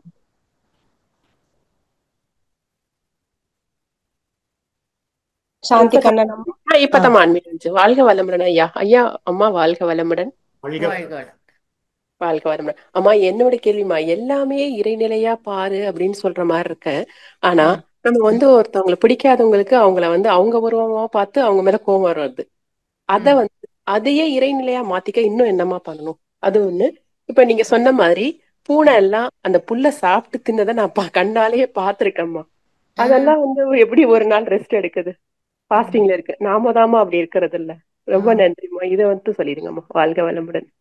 பாருங்க, எப்படின்னா ஏன் உங்களுக்கு மற்றவங்களை பார்த்தா கூட இருக்கிறவங்களையோ உறவினர்களையோ சமுதாயத்திலேயோ பார்த்தீங்கன்னா உங்களால் அவங்கள தெய்வமா பார்க்க முடியலன்னா நீங்க ஒருத்தர் மேலையும் ஒரு லேபிள் ஒட்டி வச்சிருக்கீங்க. இவங்க இப்படி, அவங்க அப்படி, இந்த பாலிட்டிஷியன்லாம் இப்படி இப்படி அடிக்கிறாங்க அப்படின்னு நம்ம ஒருத்தர் மேலேயும் ஒரு லேபிளை ஒட்டி வச்சிருக்கோம். இப்போ அந்த லேபிள் இல்லாம பாத்தீங்கன்னா இறைவனை பார்க்கலாம். லேபிள் நம்மளுடைய கர்ம வினைப்படி ஒருத்தரையும் அந்த லேபிளை ஒட்டி வச்சு அதை தாண்டி போறதுக்காக தான் இறைவன் இந்த மாதிரி பண்ணி வச்சிருக்காரு. அது லேபிள எடுத்த உடனே எடுக்கவும் தெரியாதுமா, நமக்கு எடுக்கவும் தெரியாது மனசுக்கு. ஆனா என்ன பொறுத்த வரைக்கும் இப்ப நாம மனவளக்கலைக்கு வந்தவர்கள், நமக்கு தத்துவம் தெரியும். இப்ப நம்ம வீட்டுல மாமியார் வரலன்னு வச்சுப்போம். மாமியார் பெருசா தியானத்துக்கு பண்றாளாம, என்ன பண்றா அப்படி இப்படி திட்டுவாங்க, எல்லாம் பண்ணுவாங்க. ஐயோ இப்படி சொல்றாங்களே, இவங்களை எப்படி இப்படி சண்டை போடுற மாமியாரை போய் நான் தெய்வமா பாக்குறது, இப்படி எல்லாம் நிறைய பொண்ணுங்களுக்கு பிரச்சனை இருக்கும். நான் சொல்றது ஐடியா என்னன்னா, நான் தான் மனவளக்கலைக்கு வந்திருக்கேன், அவங்க வரல, அதனால தெரியாததுனால இப்படி பண்றாங்க. இப்படி நினைக்க நினைக்க நினைக்க நெகட்டிவ் வளர்த்திக்கிறாங்க. இந்த நெகட்டிவே நம்மளை பிரிச்சு வச்சிரும். எனக்கு வீட்டை விட்டு தனி குடித்தனம் போக இஷ்டம் இல்ல, ஆனா அவங்க நெகட்டிவே தான் பிரிச்சு வைக்கும். இப்படியே தத்துவத்தையே திரும்ப திரும்ப திரும்ப ஞாபகத்துக்கு கொண்டு வந்து உங்க மனசுக்கு ஃபீடு பண்ணிட்டே இருங்க. உங்க மனசை நீங்க தெளிவாக வச்சுக்கிட்டே இருந்தீங்கன்னா அது ஆடாம அசையாம ஒன்னாயிடு அறிவோட. இதான் என்னோட ஐடியா. நானும் இப்படியே தான் எல்லார்கிட்டையும் பண்ணிட்டு வந்தேன். ஐயோ பாவம்னு பார்க்கணும். வேற சமயத்துல அவங்க கத்தும்போது அப்படி பார்க்க முடியாது. அப்போ கொஞ்சம் கஷ்டம்தான் பொறுத்துக்கிறது. ஆனாலும் பொறுத்துக்கிறதுக்கும் ஒரு எனர்ஜி செலவு பண்றீங்க. 20% தான் செலவு பண்றீங்க. இதுவும் எனக்கு கடவுள் சொன்னார் உள்ளே இருந்து. எப்படின்னா, பசங்க கிட்ட கொஞ்சம் பெரியவங்க கிட்ட கொஞ்சம் டிசிப்ளின்ங்கிற பேரால டிசிப்ளின் பண்ண வேண்டி வந்துச்சு. ஒரு மாதிரியா இருந்தது. அப்ப எனக்கு அப்படியே கோமா வரும், பாரு அப்படின்னுட்டு சத்தம் போட்டிருக்கேன். அப்போ ஒரு நாள் தியானம் பண்ணிட்டு இருக்கேன், யாரும் இல்லை வீட்டுல. உள்ள இருந்து ஒரு வாய்ஸ் கேக்குது, கொஞ்சம் பொறுத்துக்கிறதுக்கும் ஒரு எனர்ஜி செலவு இருக்கு, 20% தான். ஆனா 20% மட்டும் செலவு பண்ணி பொறுத்துக்கிறத விட்டுட்டு ஏமா கத்துற, 80% செலவு பண்ணி கத்துறன்னு யாரோ கேட்டாங்க உள்ள இருந்து. அப்போ அட ஆமால, பொறுத்துக்கு போனா ரொம்ப கஷ்டமா தான் இருக்கு. இப்ப மாமியார் விட்டு திட்டினாங்கன்னா ரொம்ப கஷ்டமா தான் இருக்கு. ஒரு பொண்ணு என்கிட்ட வந்து கேட்டுச்சு, வாழ்த்து பையன் எல்லாம் அட்டன் பண்ணிட்டு எல்லா லெவலும் அட்டன் பண்ணிட்டு கொஞ்சம் தைரியம் வந்த உடனே, எங்க மாமியார் இவ்வளவு பேடா இருக்காங்க, எப்படி மேடம் நான் அவங்கள வாழ்த்த முடியும்னுது. சரி நான் ஒரு ஐடியா கொடுக்கட்டுமான்னு. அவங்க எங்கேயோ நல்லா இருக்கட்டும் சொல்றியா அண்ணன், அப்படி வேணா சொல்றேன் அப்படின்னுச்சு. ஏன்னா எங்கேயோங்கும் போது மென்டலி ரினவுன்ஸ் பண்ணியாச்சு, தள்ளி வச்சாச்சு. எங்கேயோ நல்லா இருக்கட்டும்னு வாழ்த்து தானே. ஆனா வச்சுட்டு நல்லா இருக்கட்டும் வாயில வராது. அதனால எங்கேயோ நல்லா இருக்கட்டும் அப்படின்னா அது எங்கேயோ தூரமா போயிடும் மாதிரி மனசு கற்பனை பண்ணிக்குது, போகட்டும்னு விழையுது. அது அப்படியெல்லாம் பண்ணா கூட பரவாயில்ல. ஆனா பொறுத்துக்கிறதுக்கு இதெல்லாம் தான் ஐடியாஸ். நம்ம கொஞ்சம் கத்தினா எனர்ஜி லாஸ், நான் ரியாக்ட் பண்ணிட்டா என் மனசு கெட்டு போகுது, எனக்கு தியானம் வராது. அப்புறம் தத்துவத்துல என்ன சொல்லியிருக்காங்க, வித்தவுட் காஸ் நத்திங் வுட் ஹேப்பன்னு சொல்லியிருக்காங்க. அப்ப எங்க அப்பா அம்மா வழியில எங்கேயோ நானு மாமியாரா இருந்து திட்டிட்டு வந்திருப்பேன் போல் இருக்கு, பரம்பரையில வந்திருக்கும் போல் இருக்கு, இன்னைக்கு மருமகளா வாங்கி கட்டிக்க வேண்டி வந்திருக்கு, சரி நான் பேசாம இருந்துடுறேன் அப்படின்னுட்டு எல்லாம் நம்ம வாய்க்கு ஜிப்பு போட்டுருணும். பொறுத்துண்டு எங்கேயோ நல்லா இருக்கட்டும், நான் கடவுளே அவங்களுக்கு நல்ல புத்தி கொடு இப்படியெல்லாம் சொல்லலாம்ல. அதுவும் நீங்க வாழ்க வளமுடன் சொல்றதுக்கு சமம் தானே. அப்படி நினைச்சிட்டு பொறுத்துட்டு இருந்தீங்கன்னா அந்த காலம் கனியும். ஒரு இது வரும். ஒரு பொண்ணு அப்படித்தான் ரொம்ப வருத்தப்பட்டுச்சு, நீ பேசாம நீ ஃபாரின் போவ நீ, ஏன்னா அவ போறத நான் பார்த்துட்டேன் விஷன்ல. ஆனா அது முதல்ல நம்பல. நான் சொல்லி 1.5 வருஷம் கழிச்சுதான் போனா. 1.5 வருஷம் சச் அ லாங் பீரியட். அப்ப என்ன இந்த அம்மா சொல்லிச்சு, ஒண்ணுமே நடக்கலன்னாங்க. ஆனா ஒரு நாள் போனால இல்லையா. அப்போ மினிமமாவது நம்ம அனுபவிச்சுதான் ஆகணும். ஏன்னா ஒவ்வொரு இண்டிவிஜுவல் கான்சியஸ்னஸும் சோலும் திருந்தணும், மாறணும், தூய்மை அடையணும், சலனமற்ற ஆகணும். அப்பதான் ஞானம் அடைய முடியும், அப்பதான் பிரம்மம்னு உணர முடியும். அதனால நமக்கு வர வாய்ப்பெல்லாம் இது ஒரு டெஸ்ட், நான் பாஸ் ஆயிடணும்னு நினைச்சுக்கணும். அந்த பொண்ணுக்கு 1 இயர் கழிச்சு போனதுக்கு காரணமே எனக்கு கிடைக்கவா போகுது, நான் கேட்டு வரல, கொடுப்பினை இல்லைன்னு நிறைய நெகட்டிவ் வச்சிருக்காங்க. அந்த ஒரு நெகட்டிவும் குறைஞ்சு போறதுக்கு 1 இயர் ஆச்சு, அவ்வளவுதான். இப்படி கொடுக்க வரும்போது கை வாங்கிக்கிறதுல திருப்பி போறது இப்படியே பண்ணிட்டே இருந்தா உடனே கொடுத்தாலும் அடைய தெரியலையே. எனக்கு கொடுப்பினை இல்ல, எனக்கு கிடைக்கவா போகுது அப்படின்னு நினைக்கிறப்போ தள்ளி விடுறீங்க. அந்த நெகட்டிவ் எல்லாம் இல்லாம கலர் கண்ணாடின்னு சொல்லுவாங்க, அதுக்குதான் உங்க கண்ணாடியை பிளெயினா போட்டுங்க, ஒரு கலர் கண்ணாடி போட வரைக்கும் அது எல்லாமே கலரை தான் தெரியும், இமேஜ் எல்லாம். அது மாதிரி எல்லாம் அப்படிதான் இருப்பாங்க. நம்ம கிறிஸ்டல் கிளியரா இருந்தா எல்லாமே கிளியரா தெரியும், அவ்வளவுதான். அப்புறம் நான் நினைச்சு பாடிக்குவேன், என்ன தெரியுமா? அங்கே இருப்பவர்கள் இருக்கட்டும் அவரவர் உலகில், அவரவர் உலகில், நான் என் உலகத்துல இருந்துக்கிறேன் கடவுளே அப்படின்ட்டு உள்ள திரும்பிக்குவேன். சரி, மிக்க நன்றிம்மா. நன்றிம்மா ஐயா. நன்றி ஐயா. வேதாத்திரத்தை உணர்ந்து அதை இன்னும் பேசுறதுக்கு எங்களுக்கு எல்லாம் தைரியம் வரலம்மா. அதாம்மா. வரும் கண்டிப்பா வரும். பாருங்க, இத கேட்கவே வந்துட்டீங்களா, இப்ப தைரியம் வர ஆரம்பிச்சிடும். அவ்வளவுதான். உள்ளுக்குள்ளார நீங்க அப்படி மாறணும். நாங்கெல்லாம் கொஞ்சம் ஓல்டா இருக்கோம், ஒரு ஐடியா கேக்குறீங்க, அவ்வளவுதான். நான் மாறணும்னு வந்துருச்சு இல்ல, மாற்றம் நிகழும். கண்டிப்பா கண்டிப்பா ஐயா. வாழ்க வளமுடன் ஐயா. அம்மா வாழ்க. நன்றி அம்மா. நன்றி. நன்றிகள் அம்மா. வாழ்க வளமுடன். அடுத்த அன்பராக வளர்மதி அம்மா அவர்களை அன்போடு அழைக்கிறோம். வாழ்க வளமுடன்மா. வாழ்க வளமுடன் அம்மா. இணைப்புக்கு நன்றி ஐயா. வாழ்க வளமுடன் அம்மா. வாழ்க வளமுடன். வாழ்க வளமுடன். உங்களை பார்த்தாலே உங்க எனர்ஜி அப்படியே எனக்கு பாஸ் ஆகும். எப்பவுமே சண்டே வருவீங்க, இன்னைக்கு ஒரு நிமிடம் சண்டேவா மண்டேவான்ற ஒரு கேள்வியே வந்துருச்சு எனக்கு. மிக்க சந்தோஷம் அம்மா. எனக்கு என்னன்னா, இப்ப நீங்க அந்த அன்பருக்கு சொன்னீங்க பாத்தீங்களா, 20% நம்மளுடைய பொறுமையை காத்தோம்னு 80% நம்ம கோவப்பட்டு இழக்கிறோம். அப்படிதான் என் பொண்ணு சமீப காலமா ஒரு நைட், ஏன்னா அவங்க அப்பா பாப்பாங்க, நான் பார்க்க மாட்டேன், போன் பார்த்துட்டு தூக்கம் வரலாமா போன் பார்த்துட்டு இருக்காங்க. முந்தா நேத்து ரொம்ப மெடிடேஷன் பண்ணிட்டதுக்கு அப்புறமா பார்த்துட்டு இருக்கவே எனக்கு கோவம் வந்து திட்டிட்டேன். அது இப்ப நீங்க சொல்லும் போது அந்த உணர்தல் எனக்கு, அவ சொல்றா, அம்மா எதுக்குமா மெடிடேஷன் பண்றீங்கன்றா. இப்படித்தாம்மா ஆகுது. சில சமயம் நல்லா போயிட்டு இருக்கு, அப்படியே அத வந்து சில சமயம் என்ன ஆகுதுன்னா, அந்த மெடிடேஷன் பண்றதே ஏன்ற ஒரு கேள்விக்கு நம்ம ஆளாயிடுறோம். அது ரொம்ப வந்து கஷ்டமா இருக்கு. தளர்ந்து போறதுனால அப்படி தோன்றதுமா. இப்ப என் பையனே ஒரு தடவை அப்படித்தான், எனக்கும் தியானம் பண்ணி முடிச்ச உடனே என்னமோ சொன்னா, அவன் கேட்கல, அப்படியே எதுக்கு கோச்சுட்டேன். போச்சு போச்சு போச்சு, தியானம் பண்ணி பல நாள்ல போச்சுன்னா வீட்டுல இருக்கும். அப்படின்னு சொன்னாதான் பரவாயில்ல, நம்மள கெட்டி பண்றாங்க, நம்மள டீவியேட் ஆகாம தபார் பாதையிலேயே போ நட அப்படின்னு வழி நடத்துறாங்க. அப்படி எடுத்துட்டு போயிட்டே இருக்கலாங்க. கண்டிப்பாம்மா. உங்களுடைய அறிவுரைகள்லாம் நான் கேட்கிற கேள்விக்கெல்லாம் உங்ககிட்ட தெளிவா பதில் கிடைக்கும். எனக்கு ரொம்ப சந்தோஷமா இருக்கும். உங்களுடைய வழிகாட்டுதல நான் எல்லாமே என்ன கடைபிடிச்சுக்கிட்டு வரேன். கொஞ்சம் கொஞ்சமா மாத்திக்கிட்டு தான் வரேன் நானு. அகத்தாய்வாகட்டும், அகத்தவமாகட்டும், பயிற்சி, காயக்கல்ப பயிற்சி எல்லாம் ஸ்ரத்தையா செஞ்சுக்கிட்டு வரேன். அதுதான் இந்த மெடிடேஷன் திடீர்னு கொஞ்சம் லேக் ஆகும்போது நம்ம மீறியே நம்ம அந்த கோவத்துல போயிடுறோமோ. நான் பரவாயில்ல, அது என்ன தெரியுமா, நானும் கவனிச்சிருக்கேன். தியானம் வராம இருக்கும்போது கவனிச்சா, எங்கேயோ தப்பு பண்ணிட்டோம், கான்சியஸ்னஸ்ல எங்கேயோ ரியாக்ட் பண்ணிட்டோம், என்னமோ வச்சிட்டு இருக்கோம் உள்ளுக்குள்ளன்னு உடனே அனலைஸ் பண்ணி அதுல இருந்து வெளியில வந்துக்குவேன். மானசீகமா சாரி கேக்குறது, அப்புறம் வாழ்த்துறது, நல்லா இருக்கட்டும் கடவுளேங்கிறது, அந்த மாதிரிலாம் சொல்லி சொல்லிட்டு வெளியில வந்துருவேன். அப்படி பண்ணிட்டு நம்ம பாட்டு கான்சியஸ்னஸ் கிளியரா வச்சுட்டோம்னா நானும் கண்டிப்பா நல்லா வரும். நீங்க ஹார்மனின்னு செட் பண்ணுங்க. யாருக்கிட்டையும் சண்டே ஆயிடுச்சுன்னா வேற என்ன யோசிக்காதீங்க, கடவுளே எனக்கும் அவங்களுக்கும் ஹார்மனி இருக்கணும், எல்லாருக்கும் எல்லாரோடையும் ஹார்மனி இருக்கட்டும்னு அது டியூன் பண்ணிட்டே இருங்க. அப்ப அந்த ஃப்ரீக்வன்சிக்கு ஈஸியா செட் ஆயிடுறோம். உடனே அது நமக்கிட்ட நெகட்டிவ் வருது இல்ல, நம்ம மறந்துடுறோம், நம்ம பாட்டுக்கு ஃப்ரெண்ட்லியா போறோம். கொஞ்சம் அவங்க மூஞ்சி திருப்பினா கூட, ஓ இன்னும் அவங்களுக்கு அது மறக்கல போல் இருக்கு, இருக்கட்டும் மறந்துருவாங்க அப்படின்னு நம்ம ஞாபகப்படுத்திட்டு, ஹார்மனி போக கூடாது. அது அப்படியே இருந்தாதான் நமக்கு தியானம் வரும், குடும்பத்திலயும் நல்லா இருக்கும். நான் யார்கிட்டயும் பொதுவா சண்டை எல்லாம் போட மாட்டேம்மா. எல்லாரையும் வாழ்த்திட்டு நான் என் பசங்க கிட்டயே நான் எதனா இதுவானா சாரி கேட்டுடுவேன் நானு. அந்த மாதிரி பழக்கம் எனக்கு. நான் யாரையும் நான் இது வரைக்கும் திரும்பி அது அவங்க பாக்கலனாலும் நான் பார்த்து சிரிச்சுட்டு தான் போவேன். அந்த பழக்கம் தான் எனக்கு. நான் அந்த கேரி ஓவர் பண்ண மாட்டேன் என்னைக்குமே நானு. அது குடும்பத்திலே ஆகட்டும் மத்தவங்கட்டும். உங்களெல்லாம் பார்க்கும்போது எனக்கு ரொம்ப சந்தோஷமா இருக்கும். அதான் என் கணவர், ஆனா அவருமே கொஞ்சம் கொஞ்சம் வந்துடுறாரு, மாற்றம் தெரியுது, ரொம்ப மாற்றம் தெரியுது, அமைதியாயிட்டாரு. வாழ்த்துறதால ரொம்ப மாற்றம்.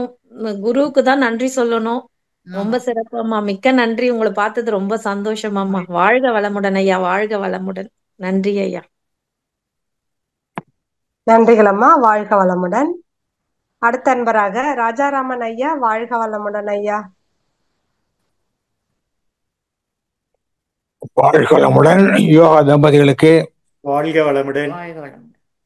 அம்மா முன்னாடி கேட்ட மாதிரியே இன்னைக்கு ஞாயிறா திங்களாங்க சந்தேகம் ஏற்பட்டது.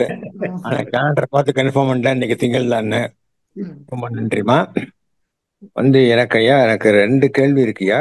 என் வயசு 81, யோகா மாஸ்டரா இருக்கேன். இப்போ எனக்கு என்ன சந்தேகம்னா, இந்த ஆன்மா, உள்ளம், மனசாட்சி இது 3 சொல்றமே, இது 3 ஒண்ணா இல்ல வித்தியாசமா? இப்போ ஆன்மா அப்படின்னா இந்த உயிர்ங்கிறது வந்து ஒரு எனர்ஜி ஃபீல்டுன்னு வச்சுக்கோங்க. அந்த சென்டர் பாயிண்ட்ல இருக்கிற ஸ்டாட்டிக் தான் ஆன்மா. உள்ளம்னு சொன்னது அந்த ஜீவகாந்த களத்துல கேரக்டரைஸ்டு பயோ மேக்னெட்டிக் சென்டர் தான் உள்ளம். அப்போ மனசாட்சிங்கும் போது இயக்கத்துல மனதுக்கு உள்ள இருக்கிற ஸ்டாட்டிக்கு கான்சியஸ்னஸ் தன்னோட பதிவுகள் பிரகாரம் அதுக்கு வழிகாட்டுது. மனசுக்கு சாட்சியா நீ சொல்லலாமா, நீ பண்ணலாமா, நீ இறங்கி போய் செய்யு, நீ பண்ணு, நீ மன்னிச்சிரு அப்படின்னுட்டு எல்லாம் மனசுக்கு சாட்சியா இருந்து வழி நடத்துறது ஆன்மாதான். அதுதான் இறைநிலை, அதேதான் அறிவு. ஆனா அந்த உள்ளங்கும் போது களங்கம் இருக்கிறதாக இருக்கு. இப்போ அது பூரா தூய்மை அடையும் போது அந்த இறைநிலையும் நானும் ஒண்ணுதான், 2 3 எல்லாம் இல்ல இங்க அப்படின்னு புரிஞ்சுக்கிறோம் பாருங்க. அப்போ அந்த களங்கம் இல்லாத போது எல்லாமே ஒண்ணுன்னு சொல்லிக்கலாம். அது வரையில உள்ளத்துல கொஞ்சம் களங்கம் இருந்தால் உயிர்ல அந்த அனுபவிக்க வேண்டியதோ தெரிஞ்சுக்க வேண்டியதோ ஏதாவது வினை பயனோ இல்லைன்னா அஞ்ஞானம் ஞானத்துல கொஞ்சம் குறையோ அறிவுல குறை இருந்தாலும் லேசா களங்கம்னு அர்த்தம். அது எல்லாம் தூய்மை அடையும் போது எல்லாமே ஒண்ணுன்னு ஆயிடும். அப்படியா? ஆனா இறைநிலை நான் மனசாட்சியா இருப்பேன்னு சொல்றாங்களா, அது எப்படி? இல்ல மனசாட்சியோட நடந்துப்பேன்னா அறிவு உள்ள இருந்து சொல்லுது நீ சாதகி, நீ எப்படி இருக்கணும் அப்படி இரு அப்படின்னு நம்மள உள்ள இருந்து வழி நடத்துது. அது மனசாட்சியோட நமக்கு தெரிஞ்சு நாம இப்படி செய்யக்கூடாது அப்படின்னு ஆன்மீக இதுக்கெல்லாம் வந்திருக்கோம். அவங்களுக்கு எல்லாம் தெரியாம பண்றாங்க பாவம், நம்ம மன்னிக்கலன்னா யார் மன்னிப்பாங்க அப்படின்னு எல்லாம் எடுத்துக்கிறோம் இல்லைங்களா. அத மனசாட்சிப்படி நடந்துக்கிறது. சரி, நல்ல விளக்கம் கொடுத்தீங்க, நன்றி. இன்னொரு கேள்வியா, இது இப்ப எனக்கு என்ன சந்தேகம்னா, நம்ம இந்தியாவில் ஆன்மீகத்துல கடவுள் நம்பிக்கையோடு நிறைய பேர் வாழ்ந்து வரோம். ஆனா வெளிநாட்டுல அவ்வளவா இல்லை. எனக்கு என்ன சந்தேகம் வரும்னா, இந்த இந்த வெளியே டெஸ்ட் பண்ற ஒரு லேப் சுவிட்சர்லாண்ட்ல இருக்கு, சேர்ன் பேரு. அங்க இந்த ஸ்பேஸை டெஸ்ட் பண்ணி கொலைடர் போட்டு பண்றாங்க, டார்க் மேட்டர் சொல்லிட்டாங்க. அங்க என்ட்ரன்ஸ் ஆகும்போது நம்ம ஊர்ல இருக்கிற நடராஜ ஸ்டாச்சு வச்சிருக்காங்க. ஏன்? அவங்களுக்கு அது தெரிஞ்சிருச்சு, அந்த இயக்கத்தை பத்தி தான் சொல்றாங்க. அந்த இயக்கம் எப்படி இருக்குங்கிறதெல்லாம் அவங்களுக்கு புரிஞ்சிருச்சு.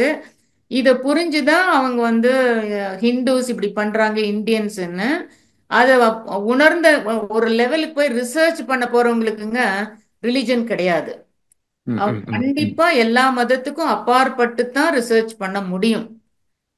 அப்புறமா நம்ம அப்படி ஒரு அக்செப்டன்ஸ் வந்த உடனே இது வச்சுக்கலாமேன்னு யாரோ சஜஸ்ட் பண்ணிருப்பாங்க. எப்படியோ ஒரு எம்பளம் வேணும் இல்லைங்களா, ஏதோ ஒரு எம்பளம் வச்சுக்கிறோமே, என்ன ஆரம்பிச்சாலும் அது மாதிரி ஒரு எம்பளம்னு போது இவங்க விளக்கி இருப்பாங்க யாராச்சும் ஹிந்துஸ் அந்த காலத்துல. அப்போ ரொம்ப நல்லா இருக்கு, சரி இதுவே இருக்கட்டும், என்ன உங்களை பொறுத்த வரைக்கும் இது கடவுள், அதனால இருக்கட்டும்னு வச்சிருப்பாங்க. எனக்கு ரொம்ப நாளா புரியாம இருக்கு, அந்த ஊர்ல போய் நம்ம நிலவரத்தில் வச்சிருக்காங்களே ஏங்கிறது புரியாம. ரிசர்ச் பண்றவங்களுக்குங்க எப்பவுமே மதம் கிடையாதுங்க, அப்படிப்பட்டவங்க ரொம்ப ரசிக்கிறாங்க. அப்புறம் ஒரு அங்கங்க ஆர்கனைசேஷன்ஸ் இருக்கு ஃபாரின் கண்ட்ரில, எல்லா மதத்தையும் டிஸ்கஸ் பண்றாங்க, ஒரு மதமா டீடைல்டா சொல்லி கொடுக்குறாங்க. இவங்க எல்லாம் அங்கேயே இருந்து எல்லாம் கத்துக்கிட்டு எல்லாம் டிஸ்கஸ் பண்றாங்க, கேள்வி கேட்கறாங்க. நான் அந்தந்த மதக்காரங்க ஒருத்தர் ஹெட் அங்க உட்காந்துட்டு கேட்கறதுக்கெல்லாம் பதில் சொல்றாங்க. அப்படி பண்ணினத்துல ஒரு அம்மா பேசுறத நானே கேட்டேன். நம்ம எல்லாரும் ஹிந்துஸ்ங்கிறாங்க, அவங்க ஃபாரினர் தான் அந்த அம்மா பேசுது. ஏன்னா ஹிந்துன்னா யாருன்னா மதமே இல்ல, இயற்கையை உணர்ந்து இயற்கை வழிப்படி நடக்கிறவன் தான் ஹிந்து. அப்போ அது வே ஆஃப் லைஃப் அப்படிங்கறது ரொம்ப நல்லா புரிஞ்சிட்டு இருக்காங்க. நம்ம எல்லாம் ஹிந்துங்கிட்ட அந்த அம்மா ஃபாரினர். எனக்கு ரொம்ப சந்தோஷமா இருந்தது, ஒரு பக்கம் சிரிப்பா இருந்தது. நம்ம அதனால அப்போ மதம் கடந்துதான் ஆராய்ச்சி பண்ண முடியுங்க. மதத்துக்குள்ள இருந்தா தன்னோட மதத்தை ஜஸ்டிஃபை பண்ற புத்தி தான் வரும். அவங்க ஆராய்ச்சி லாய்க்கு இல்ல. இது கடந்தவங்க வந்து யாராவது ஒருத்தர் சொன்னாங்கன்னா அதுக்கு ஒரு ரெஸ்பெக்ட் கொடுத்து செய்வாங்க. உலகத்துல எல்லா இடத்துலயுமே இறை நம்பிக்கையோட தான் எல்லா வேலையுமே செய்யறாங்க. மெஜாரிட்டி ஆஃப் த பீப்புள் சம்பவாமி இவே இகே அந்தந்த இடத்துல அந்தந்த சூழ்நிலைக்கும் மனிதர்களுக்கும் கர்ம வினைப்பதிக்கும் தகுந்த மாதிரி அங்க ஒரு மகான் தோன்றாரு. அதை போகிறதுக்காக சொல்லித்தராரு. எல்லா இடத்துலயும் நீங்க பார்க்கலாம்.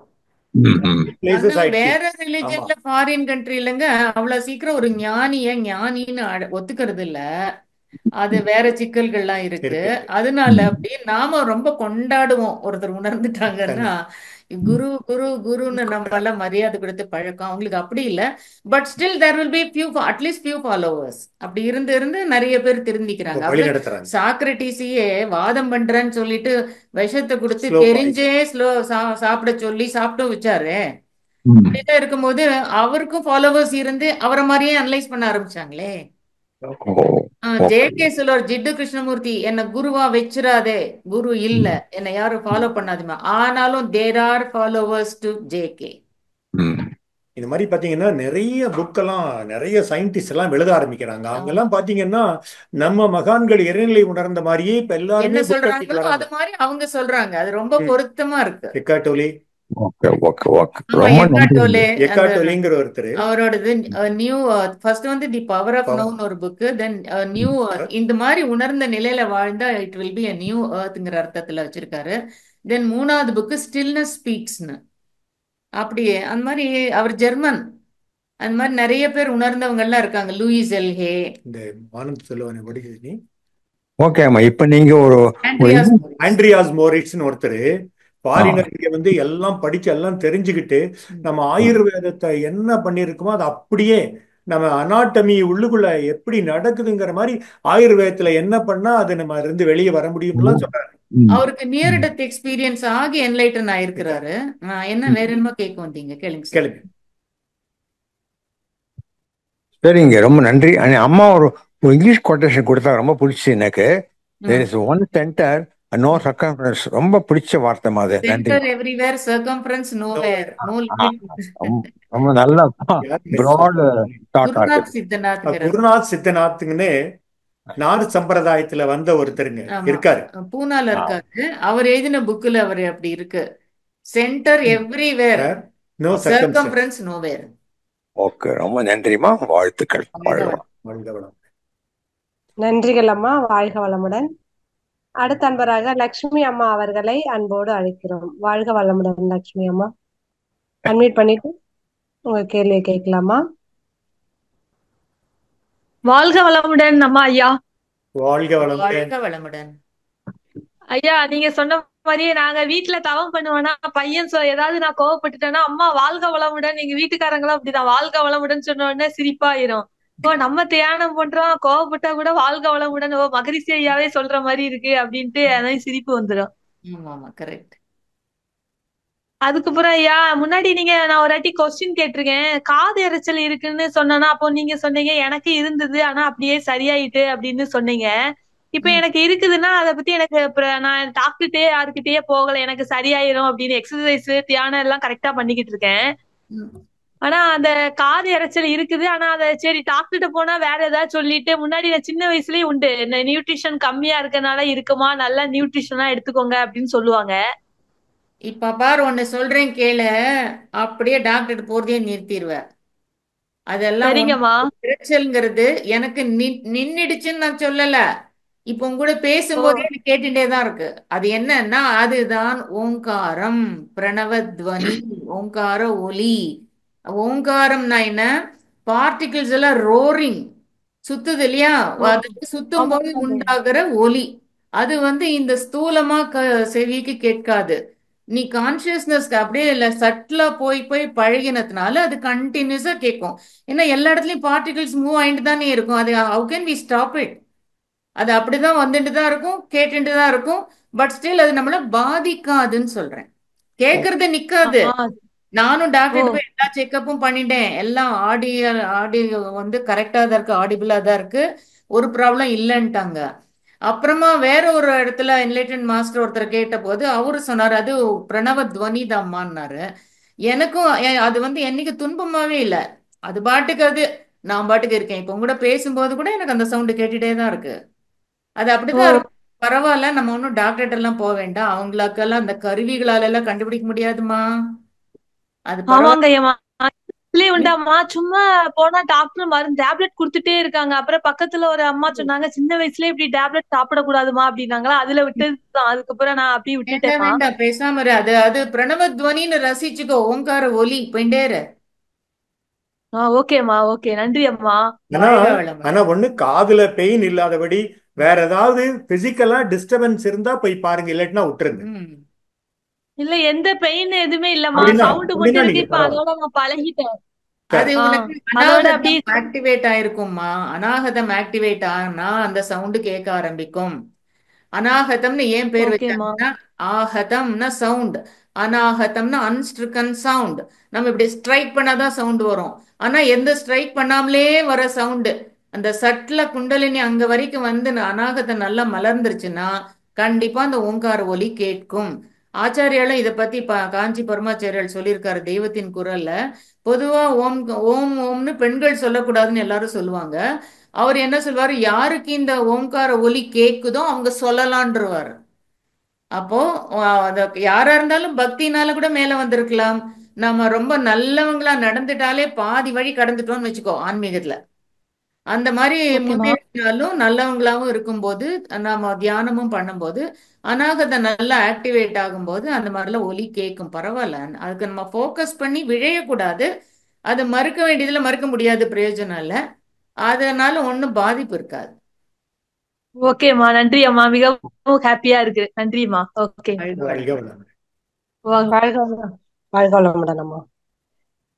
அம்மா இப்போ அம்மா கேட்டாங்கல்ல அந்த கேள்வி ஒட்டிய ஒரு கேள்வி இல்ல என்னோட சந்தேகம் அப்படி கூட இருக்கலாம். அம்மா கேட்கலாமாம்மா? Okay okay okay. என்னோட அம்மாவுக்கு வந்து 85 வயசுமா. ம் அவங்க வந்து இப்போ ஒரு 10 வருஷமாவே இந்த 2 காதுலயும் அந்த இரைச்சல் இருந்துகிட்டே இருக்கு அப்படின்னு ரொம்ப சிரமப்படுறாங்க. ம் அவங்க என்ன சொல்றாங்கன்னா, என்னால படுத்துக்க முடியல, என்னால மத்தத கேட்காது, சவுண்ட் சுத்தமா கேட்காது அவங்க யார் எது பேசினாலும். என்னால ம். நிம்மதியாவே இருக்க முடியல அப்படின்னு ரொம்ப ஃபீல் பண்றாங்கம்மா. என்ன பண்ணலாம்? அதுக்கு இப்போ டாக்டர் கார்த்திகேயன் ஒரு ஆளு ஒரு யூடியூப் சேனல் வச்சிருக்காரு. அதுல பியூட்டிஃபுல்லா அவர் எக்ஸ்பிளைன் பண்றாரு. அந்த உள்ளுக்குள்ள அந்த மடல் எல்லாம் எப்படி இருக்கு, எது ஒண்ணு இத்தினூண்டு ப்ராப்ளம் ஆனா அப்படி அதிர்ந்துட்டு அப்படி சத்தம் கேக்குது, என்ன ஏதுன்னு சொல்றாரு. ஆனா அதுக்கு ரொம்ப சிவியரா போனா மைன்யூட்டா இருக்கா காதுக்குள்ள இருக்கிற இதெல்லாம். அதுக்கு சொல்யூஷன் இருக்க மாதிரி தெரியல. பட் டாக்டர் கார்த்திகேயனோட யூடியூப் சேனலுக்கு போய் பாரு, அவர் அழகா எக்ஸ்பிளைன் பண்றாரு அந்த காதுல இரைச்சல் என்னத்தினால அதுக்கு என்ன பண்றதுன்னு. அப்ப அவர்கிட்டயே கேட்டாலும் சரி, நீ அந்த கமெண்ட்ல கொஸ்டின் கேட்டா கூட பதில் சொல்லுவாரு. அவர் நம்பரை பார்த்து ஃபோன் பண்ணி பேசிடு. ஏன்னா அவங்களுக்கு துன்பமா இருக்குங்கிறதுனால அதை வந்து நம்ம ஓங்கார ஒலின்னு எடுத்துக்க முடியாது. ஆமாமா. ஆ, அவங்களுக்கு மிஷினும் வாங்கி கொடுத்தோம். அது காது கேட்கல அப்படின்னும் போது அது வச்சாலும் இன்னும் அதிகமா சவுண்ட் இருக்கு. ஆமா ஆமா. ஏன்னா சவுண்ட் வந்து வெளியில இருக்கிறத கொஞ்சம் மேக்னிஃபை பண்ணி இவங்களுக்கு கேட்க வைக்கிறாங்க. அது ஏற்கனவே உள்ள ஒரு மாதிரியா இருக்கும். இதுவரை ஜாஸ்தி கேட்டா ஷோன்னு சொல்லி யாராவது கத்தி பேசினா எது கத்துற அப்படிம்போம் இல்லையா. அவங்களுக்கு அது கத்துற மாதிரி தோணும் நம்ம பேசுறதே. அதனால அதெல்லாம் வச்சுக்க இஷ்டப்பட மாட்டாங்க சில பேர். ஆமாமா. ம். நன்றிங்கம்மா. வாழ்க வளமுடன். வாழ்க வளம். அடுத்த அன்பராக கல்பனா அம்மா அவர்களை அன்போடு அழைக்கிறோம். வாழ்க வளமுடன்மா. வாழ்க வளமுடன். வாழ்க வளமுடன். வாழ்க வளமுடன்.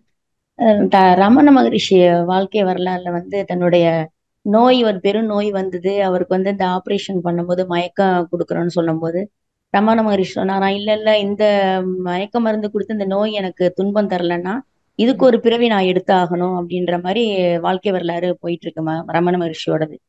அப்போ வந்து அந்த துன்பம் அனுபவிக்கிறதுக்கு நம்ம அந்த பிறவி முடிச்சுட்டு அவர் போயிடுறாரு. இப்ப நம்ம வந்து ஃப்ரம் பர்த் டு டெத் வரையிலுமே ஒரு சாதாரண பல்லு வலிக்கு தலைவலிக்கெல்லாம் உடனே டேப்லெட்டு எல்லாமே நம்ம போட்டுக்கிறோம். அப்ப போட்டு அதை கியூர் பண்ணிக்கிறோம். அப்ப இந்த கியூர் அதை அனுபவிக்கிறதுக்கு மறுபிறவி எடுத்துதான் ஆகணுமா, இல்ல அந்த வலியோட அந்த வலியையும் அனுபவிக்கணுமா? இல்ல அப்படி எல்லாம் இல்லடா, அப்படிலாம் இல்ல. ம், இப்போ வந்து அவர் சொன்னது என்னன்னா, ம், எப்பவுமே யாருக்கு வலிக்குதுன்னு கேளு, எனக்கு ம், வலிக்குதுன்னு பதில் வரும். அப்போ நான் யாரு அப்படின்னு கேளுன்னு சொல்லி அவர் வந்து உருவமற்ற ஆன்மாதான் நானுன்னு உணர்ந்த நிலையில இருக்கிறதுனால நான் இதுவரை இவ்வளவு தெரிஞ்ச பின்னியும் மயக்க மருந்து கொடுத்து இந்த உடம்ப மயங்க வச்சுட்டு அப்புறமா பண்ணணுமா, நீ பாட்டுக்கு பண்ணிக்கோங்கிறாரு. அப்போ அவர் துன்பப்பட பண்றாங்க. ஒரு சிலர் புக்ல வந்து அவர் கத்தினார்னு எழுதியிருக்காங்க, ஒரு சிலர் வந்து ஒண்ணுமே ரியாக்ட் பண்ணலங்கிறாங்க. அது என்னவா இருந்துட்டு போட்டு நமக்கு அதை பத்தி கவலை இல்லை. நம்ம இப்ப மருந்து சாப்பிடுறது விஷயமெல்லாம் அந்த பரமாத்மா தான் எல்லாருக்கும் அறிவா உள்ளூர அனலைஸ் பண்றவங்களுக்கு, ஆராய்ச்சி பண்றவங்களுக்கு சொல்லி கொடுத்து மருந்து கண்டுபிடிச்சிருக்காங்க. மரு உந்து ஆக்சுவலா ஆயுர்வேதம் தான் ஒரு காலத்துல இருந்துச்சு, மூலிகையான மருந்துகள்லாம் தான் இருந்துச்சு, அப்புறம் தான் கெமிக்கல்ஸ் வந்துச்சு. சோ அப்ப மறு உந்து எந்த சத்து குறையுதோ அதை போட்டு உந்தி கொடுக்கறதுன்னு அர்த்தம், அவ்வளவுதான். அதனால மருந்து சாப்பிட்டு வலி போக்கின்னா ஒன்னும் பரவாயில்ல, அதுக்காக எல்லாம் பிறவி எடுக்க வேண்டாம். யாரும் எங்கேயும் நீ இத்தனை வலி அனுபவிச்சாதான் இந்த பிறவி முடியும் அப்படின்னு எங்கேயும் கணக்கு வச்சுக்கல. அப்படிலாம் ஒண்ணுமே இல்லை. Every thing is a play off consciousness. You are the consciousness. நீ அதை எப்படி எடுத்துக்கிற, எப்படி தெளிவா இருக்க, எப்படி விரிஞ்சே இருக்க, எப்படி ஸ்டில்லா இருக்க, அது ஒண்ணுதான் மேட்டர் ஆகும். உடலில் நோயும் உள்ளத்தில் களங்கமும் பாவத்தின் வெளிப்பாடுகள் அப்படிம்பாரு. அப்போ அந்த நோய் வர்றதே பாவம் தான், பாவத்தினாலதான் இருக்கு. எந்த அமைப்புமே எந்த ஒரு டிஸ்டர்பன்ஸுமே அதை போக்கிக்கிறதுக்காக மருந்து கண்டுபிடிச்சதும் அதே இறைவன் தான். இறைவனாதான் வந்திருக்கு. மருந்தே பிரம்மம். பிரம்மம் போட்டு சாப்பிட்டுட்டு போயிட்டே இருக்கு. அளவா வச்சுக்கணும். அப்படி போக போக அதை நீங்க தேடுறது, ஒரு பணம் கொடுக்கறது, அந்த மருந்து சாப்பிடுறது எல்லாமே process of relieving the pain தான். கர்மா போற மாதிரிதான். அதனால இதுக்காக இன்னொரு பெரிய மருந்து சாப்பிடாம இருக்க முடியாதுங்கெல்லாம். அப்ப ரொம்ப பெயின்ஃபுல்லா இருக்கும். அந்த பெயின்ல நீங்க 4-5 பேர்த்த என்னெல்லாம் உங்க மனது விளையுதோ அதையும் திருப்பி அவர் ஆடிங் சின் இம்ப்ரிண்ட். ஓகே ஓகே, ரொம்ப நன்றிங்க. வாழ்க வளம். கண்ணம்மாள் அம்மா அவர்களை அன்போடு அழைக்கிறோம். வாழ்க வளமுடன் அம்மா. அம்மா வாழ்க வளமுடன். கேட்கலீங்களா? கேக்குதுமா. வாழ்க வளமுடன் அம்மா. நீங்க சொன்னீங்களம்மா ஏற்றுக்கொள் சொன்னீங்களம்மா, ஏற்றுக்கொள் மனித. அதே மாதிரிதாங்கம்மா எங்க வீட்டுக்குள்ள எது நடந்தாலும் என் மேல ஏதோ ஒரு குறை குற்றம், என்ன சின்ன விஷயத்துக்குமே அப்படிதான் பேசிட்டே இருப்பாங்கம்மா. அது மாதிரி நானும் நீங்க சொன்ன மாதிரி தான் நினைச்சப்போ, எதுனாலும் நம்ம ஏற்றுட்டு விட்டுட்டு போக வேண்டியதான். இப்படி பதில் சொன்னோம்னா இச்சா ஆயிட்டு இருக்குது அப்படின்ட்டு பேசக்கூடாதுன்னு நேற்றுக்கு முடிவு எடுத்தங்க. நேற்றுக்கு ஒரு சாயங்காலம் ஒரு மெடிடேஷன் என்னதான்னு ஜூம்ல பண்ண முடியல, அப்புறம் பண்ணலான்ட்டு உட்காந்து பண்ணுனேன். வந்து கதவை திறந்தாரு. சரி முடிச்சிட்டு வந்துட்டு ஏங்க கதவை திறந்தீங்கன்னு தான் கேட்டேன். அது ஏங்க வீடு, ஏன் கதவு, எப்ப வேணும் திறப்பேன். அந்த மாதிரி ஒரு குறுக்குத்தனமா பேசிட்டு இருப்பாருமா. அதனால அதுதான் நீங்க சொன்னது எனக்காக சொன்ன மாதிரியே எனக்கு நான் நினைச்சேங்கம்மா. சின்ன சின்ன நிறைய விஷயங்கள் இப்படிதாங்கம்மா நடக்கும். ஆமா, என்ன வீட்டுக்கு வீடு வாசப்படி அப்படித்தான் இருக்காங்க நிறைய பேர் வீடுகள்ல. நான் என்ன சொல்ல வரேன்னா, நல்ல தத்துவத்தை புரிஞ்சினதுக்கு அழகு எங்கேயோ தலைமுறையில பின்னால நம்ம அப்பாவோ தாத்தாவோ பாட்டி ஏதோ ஒரு பாட்டிய ரொம்ப ngொயின்ட்டே இருந்திருப்பாங்க. திரும்ப அதோட பரம்பரை இங்க வந்திருக்கும், அதுக்கு தகுந்த மாதிரி ஹஸ்பண்ட் வந்துட்டாரு அப்படி எடுத்துக்கணும்.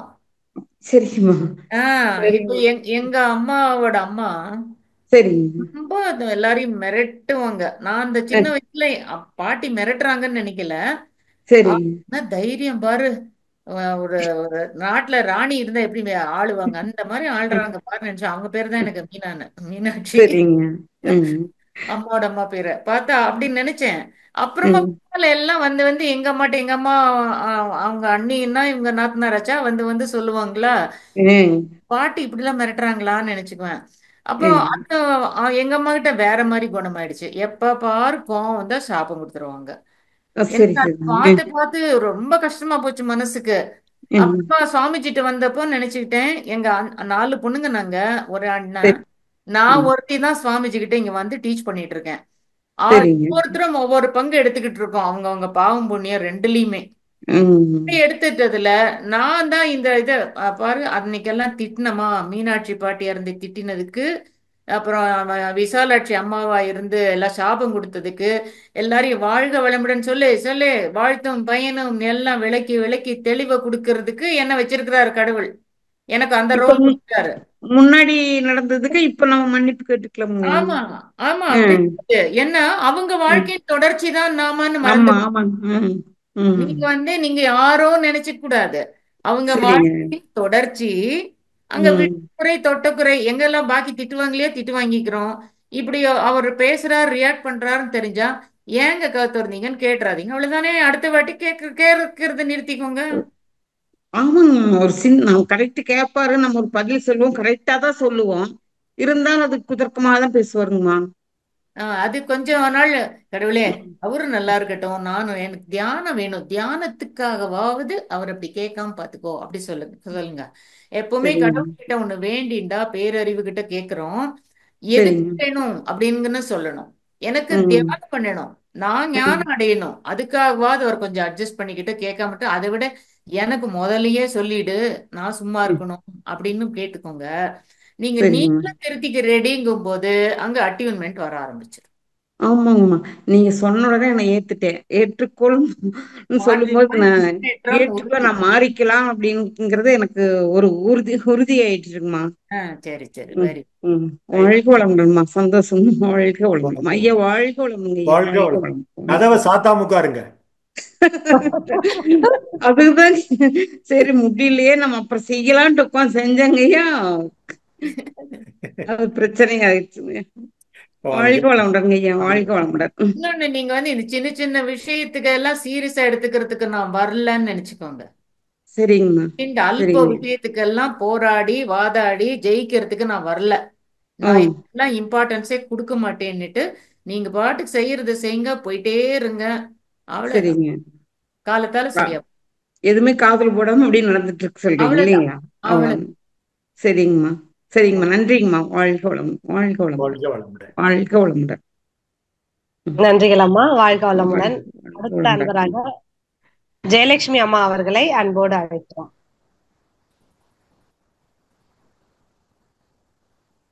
அம்மா வணக்கம் அம்மா. வாய்ப்புப்படுத்தமைக்கு நன்றி அம்மா. வாழ்க வளமுடன் ஐயா. அம்மா வணக்கம் அம்மா. ரொம்ப நல்லா இருந்ததுமா உரைகள், ரொம்ப நல்லா இருந்தது. கேள்வி பதில் ரொம்ப நல்லா சிறப்பா சொல்றீங்க அம்மா. முதல் கேள்வி கேட்டாங்க இல்லைங்களா, இந்த பிரபஞ்சத்தை பத்தி, இந்த இறைநிலை பத்தி. என்னோட புரிதல் மகரிஷியோட மனவளக்கலை புக்ல வரும் இல்லைங்களா, கடல் நீர்ல ஒரு கொட்டங்குச்சில அது பரமாத்மா, நம்ம ஜீவாத்மா ஒரு கொட்டங்குச்சி அளவு தண்ணி, நம்ம மனசு விரிந்த நிலையில அந்த பாத்திரம் மாதிரி. அந்த அளவுக்கு தான் என்னோட புரிதல் இருக்கு.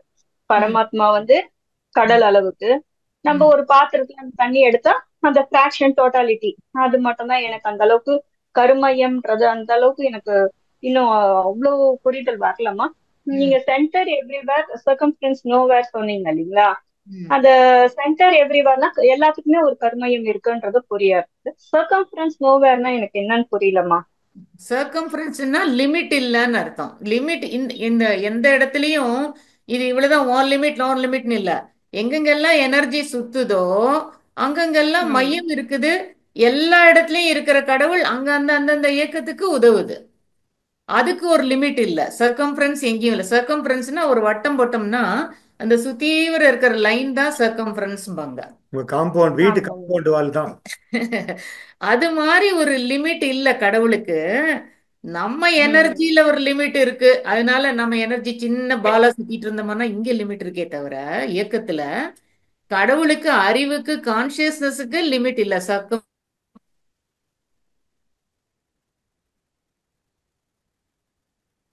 அம்மா வாய்ஸ் கேட்கலாமா? நான் பேசுறது கேக்குதுங்களா? கேக்குதுங்களா?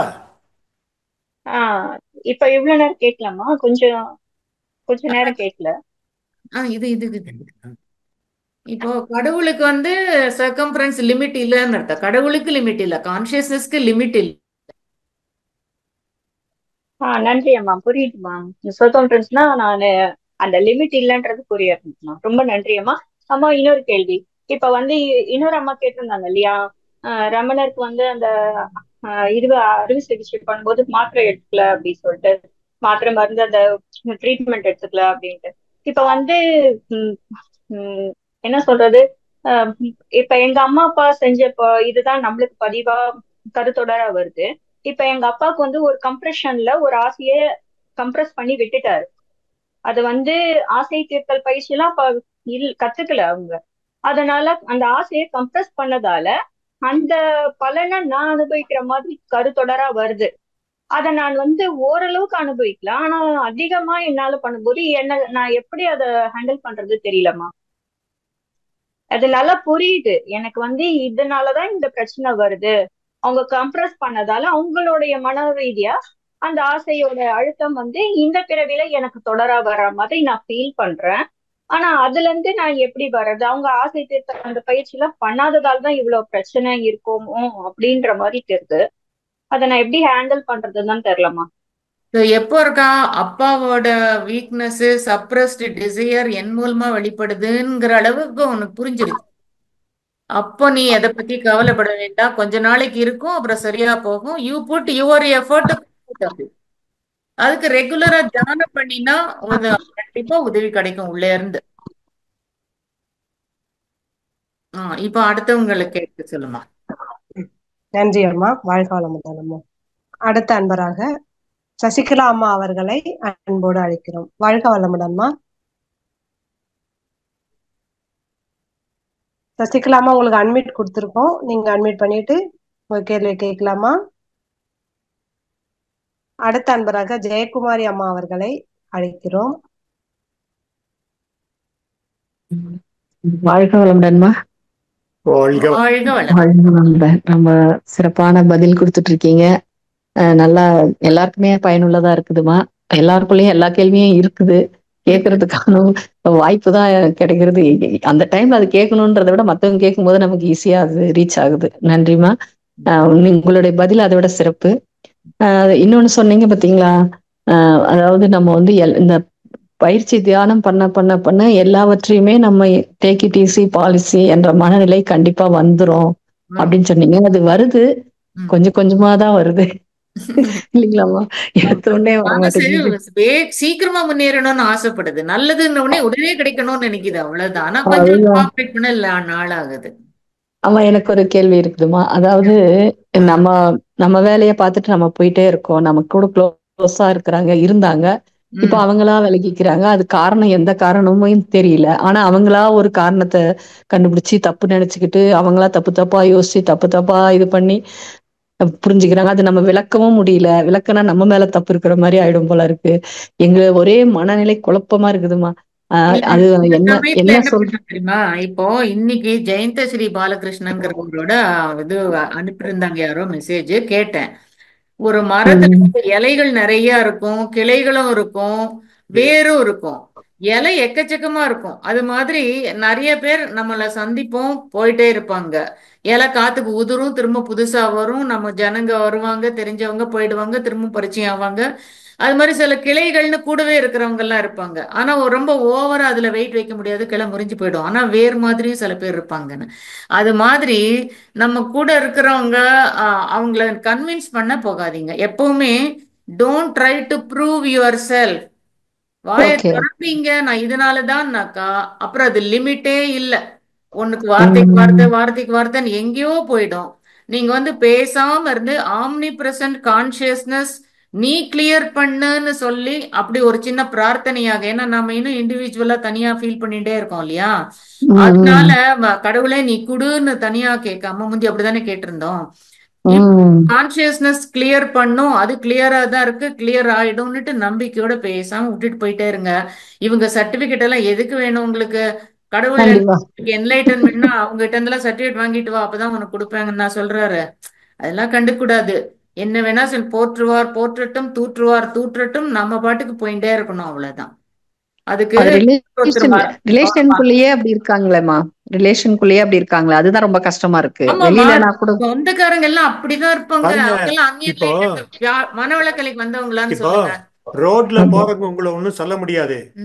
ரிலேஷன், குடும்பம், சுற்றத்தார், அண்ணன் தம்பி எல்லாமே இருக்கிறது நம்ம ஜேர்னியை டுவர்ட்ஸ் கான்சியஸ்னஸ், இறைநிலை உணர்றதுக்காக. அவங்க நம்ம இருக்கிற குறைகள் எல்லாம் விளக்குறதுக்காக தான் இருக்காங்க. ரோட்ல போறவங்க முடியாது.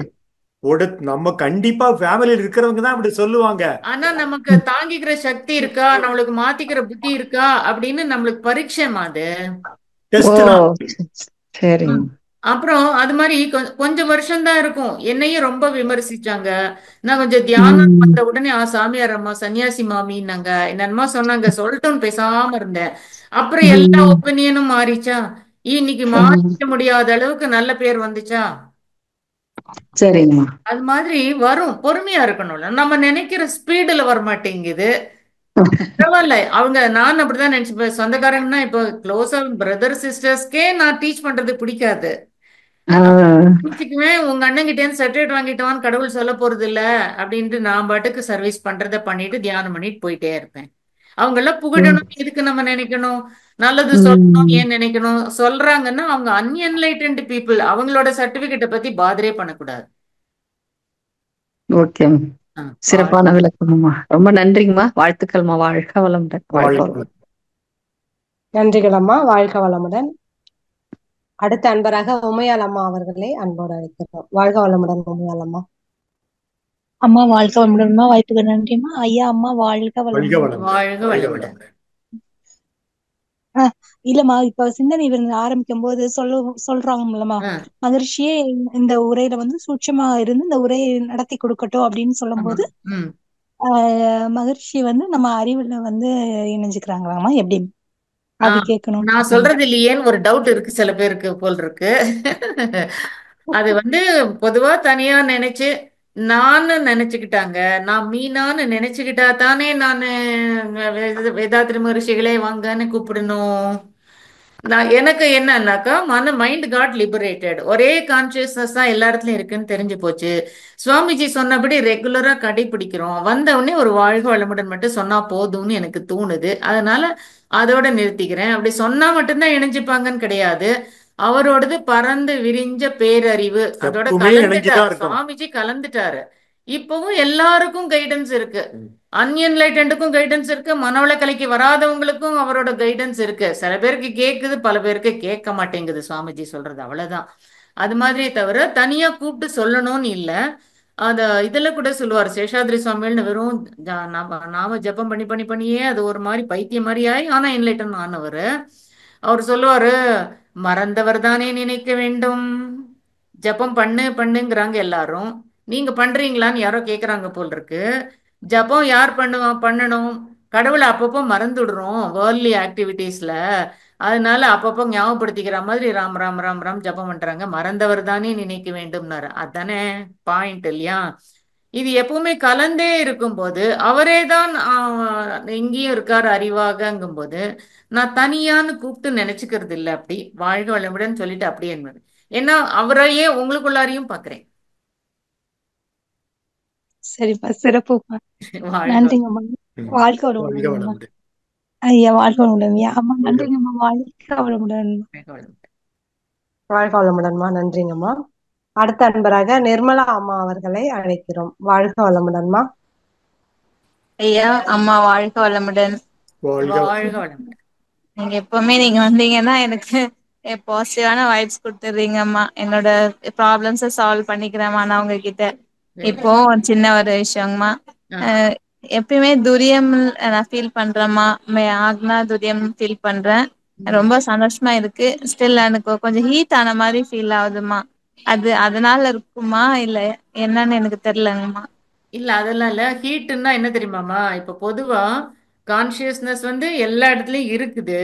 நமக்கு எப்ப பாரு கிராஸ் லேயர்ல தடிச்ச இதுலயே லேயர்லயே இருந்து பழகிட்டோம். அப்புறம் அது கிராஜுவலா 5வது பூதத்துல இருந்து 4வது பூதம் எது? தண்ணி. அப்புறம் அதுல இருந்து 3வது பூதம்ங்கிற போது நெருப்பு.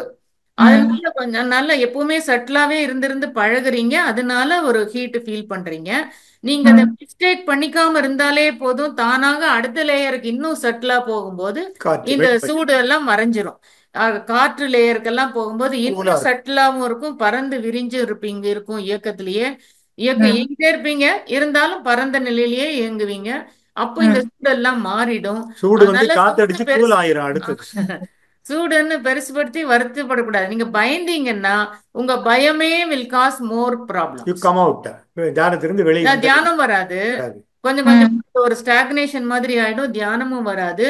அது மாதிரி ஆகும். அது நேச்சுரலா எல்லாருக்கும் ஹீட் வரும். கனல் நல்லா சொல்லி வச்சாங்க. இவங்க ஆஹா ரொம்ப தியானம் பண்ணிட்டு அப்படியே சூடு அடிக்குது அப்படிலாம் கற்பனை பண்ண வேண்டியது இல்ல. லேசா அந்த சட்டிலா இருக்கும்னு மட்டும் தெரிஞ்சுக்கோங்க, புரிஞ்சுக்கோங்க. போதும். ஒன்னாக எப்பவும் போலவே பண்ணிட்டே இருக்கலாம் போல அப்படிதான். நீங்க பாட்டுக்கு ரெகுலரா தியானம் பண்ணிக்கோங்க. அப்பப்போ சொன்ன மாதிரி சாந்தி தியானம் பண்ணிக்கோங்க. போயிட்டே இருங்க. இதை பத்தி கண்டுக்கவே கூடாது. அப்புறம் இந்த சூடுங்கிறது எல்லாமும் உடல் அளவுல தான் உணர்றீங்க தவிர ஆமா செட்டிலா வந்தாச்சுன்னு புரிஞ்சுக்கோங்க. தடிச்சு சரி இருந்து. Okay ma'am. மேம் அப்புறம் இன்னொரு கொஸ்டின் மேம். நான் நியூஸ் பேப்பர்ல ஒரு 2 நாள் முன்னாடி பார்த்தேன். நாசா அவங்களோட நியூஸ் மேம்.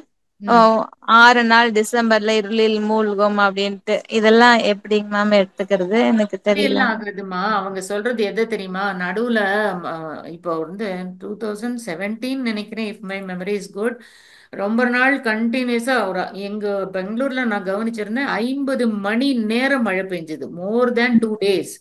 அந்த இதுல சுத்தமா சூரியன்னு ரவுண்டா நாங்க பார்க்கவே இல்லை, வெயில்னு பார்க்கவே இல்லை. அந்த மாதிரி ஆகுமே தவிர பூமி இப்படி சுத்தின்டே இருக்கும்போது நம்ம பூமி சூரியன் அங்க இருக்குன்னா இந்த பக்கம் பூரா வெளிச்சம் இருக்கும், ஹாஃப் இல்லையா? ஆனா இந்த பக்கம் பூரா இருட்டா இருக்கும். அந்த மாதிரிக்கு இருட்டாக சான்ஸே இல்ல.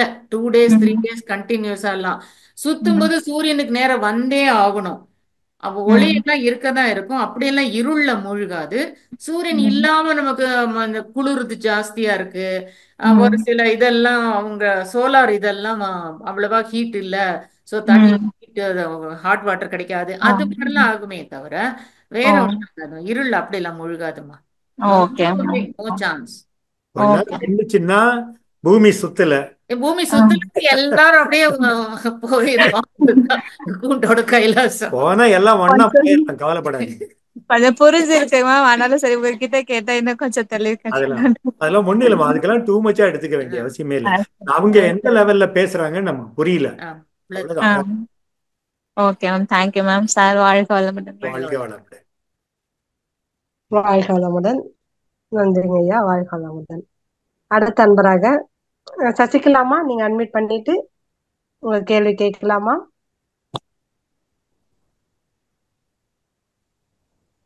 சசிகலாமா ஒரு முறை மட்டும் மைக்கை டச் பண்ணுங்கம்மா. அம்மாவுக்கு ஏதோ நெட்வொர்க் இஷ்யூ போல, வராங்க மறுபடியும் கட் ஆயிடுது. அடுத்த அன்பராக சுகன்யா விஜயகுமார் அம்மா அவர்களை அன்போடு அழைக்கிறோம். சுகன்யாமா பேசலாமா? வாழ்க வளமுடன் அம்மா.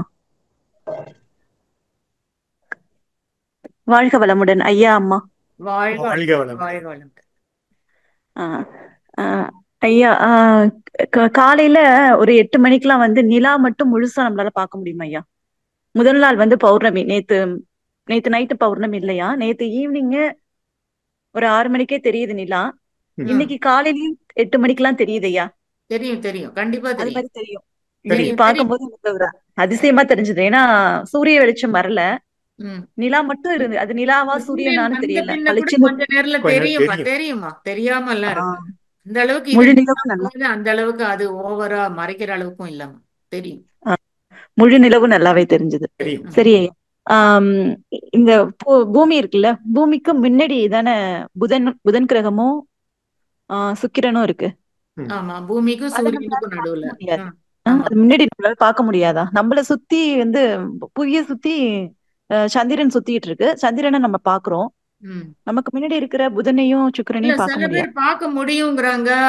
என் பையனே சொல்லுவான், பாருமா இது இங்க ரொம்ப தள்ளி தெரியுது, கொஞ்சமா ரெட்டா, அதான் செவ்வாய் நல்லா சொல்லுவான். நமக்கு அப்படி எல்லாம் தெரியாதுமா, எல்லாம் ஏதாவது பார்க்கலாமா? நீங்க ஒரு டெலஸ்கோப் ஏரியா இருக்கிற இடத்துல போயிட்டு, வட்டியூர்காவுன்னு ஒரு இடத்துல இருக்கு, அளவெல்லாம் பார்க்கலன்னா நீங்க போய் பார்க்கலாம். அந்த மாதிரி போய் பார்த்துட்டு வரவங்களும் இருக்காங்க. ஊனக்கண்ணால அந்த அளவு தான் பார்க்க முடியும். ஒரு டெலஸ்கோப்பால போனீங்கன்னா பார்க்க முடியும். பார்த்தா அதே மாதிரி பசுமையா தெரியுமா ஐயா? ஆமா, அந்த புதன் லேசா தெரியும். லேசா கிரீன் கலர் தெரியும். மார்ஸ்ல இருந்து வர்றப்போ அது நல்ல ரெட்டாவே தெரியும். லேசா ஒரு பச்சை, அந்த கிளி பச்சையே ரொம்ப லைட்டா இருந்தா எப்படி இருக்கும், அந்த மாதிரி லேசா தான் தெரியும். அப்ப வந்து நமக்கு பின்னாடி அடுத்தது இருக்கக்கூடிய செவ்வாயும் தெரியும். அதான் செவ்வாய் ரெட்டா தெரியும். ஏதோ ஒரு இதுல வரும்போது மட்டும் தெரியுங்கிறாங்களே தான், இந்த ரெட்ராகிரேட் ஆகுற சமயம் அதுக்கு முன்னாடி பின்னாடி மட்டும் கொஞ்சம் தெரியுது. சரி, அதுக்கப்புறம் அந்த 7 கிரகங்கள் இருக்குங்க இல்லையா, ராகு கேது இல்லாத மத்து அந்த 7 கிரகங்களை வச்சுதானே வாரத்தோட நாட்களை கணக்கிட்டு இருக்காங்க. அது வந்து வாரத்தோட நாட்கள் வந்து ஞாயிறு, திங்கள், செவ்வாய், புதன், வியாழன், வெள்ளி, சனின்ற ஆர்டர்ல இருக்கு.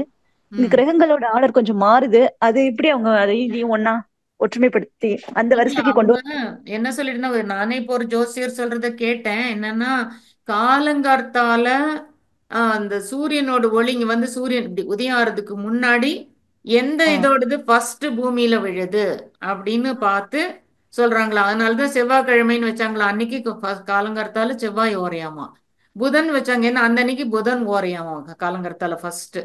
அது மாதிரி அவர் பார்த்துதான் கிழமை வச்சாங்கன்னு சொல்லிட்டு இருந்தார். தமிழ்ல வந்து 12 மாதங்கள் இருக்குல்லம்மா. ஆமா, அது 12 நட்சத்திரங்கள் 27 நட்சத்திரங்கள். நிறைய நட்சத்திரங்கள் இருக்கு. 27 நட்சத்திரங்களோட எஃபெக்ட் நமக்கு இருக்குங்கிறதுனால அது மட்டும் கணக்குக்கு எடுத்துக்கிறாங்க. 12 மாதங்களுக்கும் 12 ராசிகளுக்கும் அதுமா இப்ப பாரு, இப்போ நமக்கு தெரிஞ்ச மாதிரி சித்திரை மாசத்துல நல்லா வெயில் அடிக்குது, அது வருஷ பிறப்புன்னு வச்சுக்கிறோம். அப்ப அது வந்து எப்போன்னு பார்த்தா இந்த ஏன் கீழே உட்காந்துட்ட, பாயில உட்காரு சுகமி. பரவாயில்ல, உட்காரலாம், உட்காரு.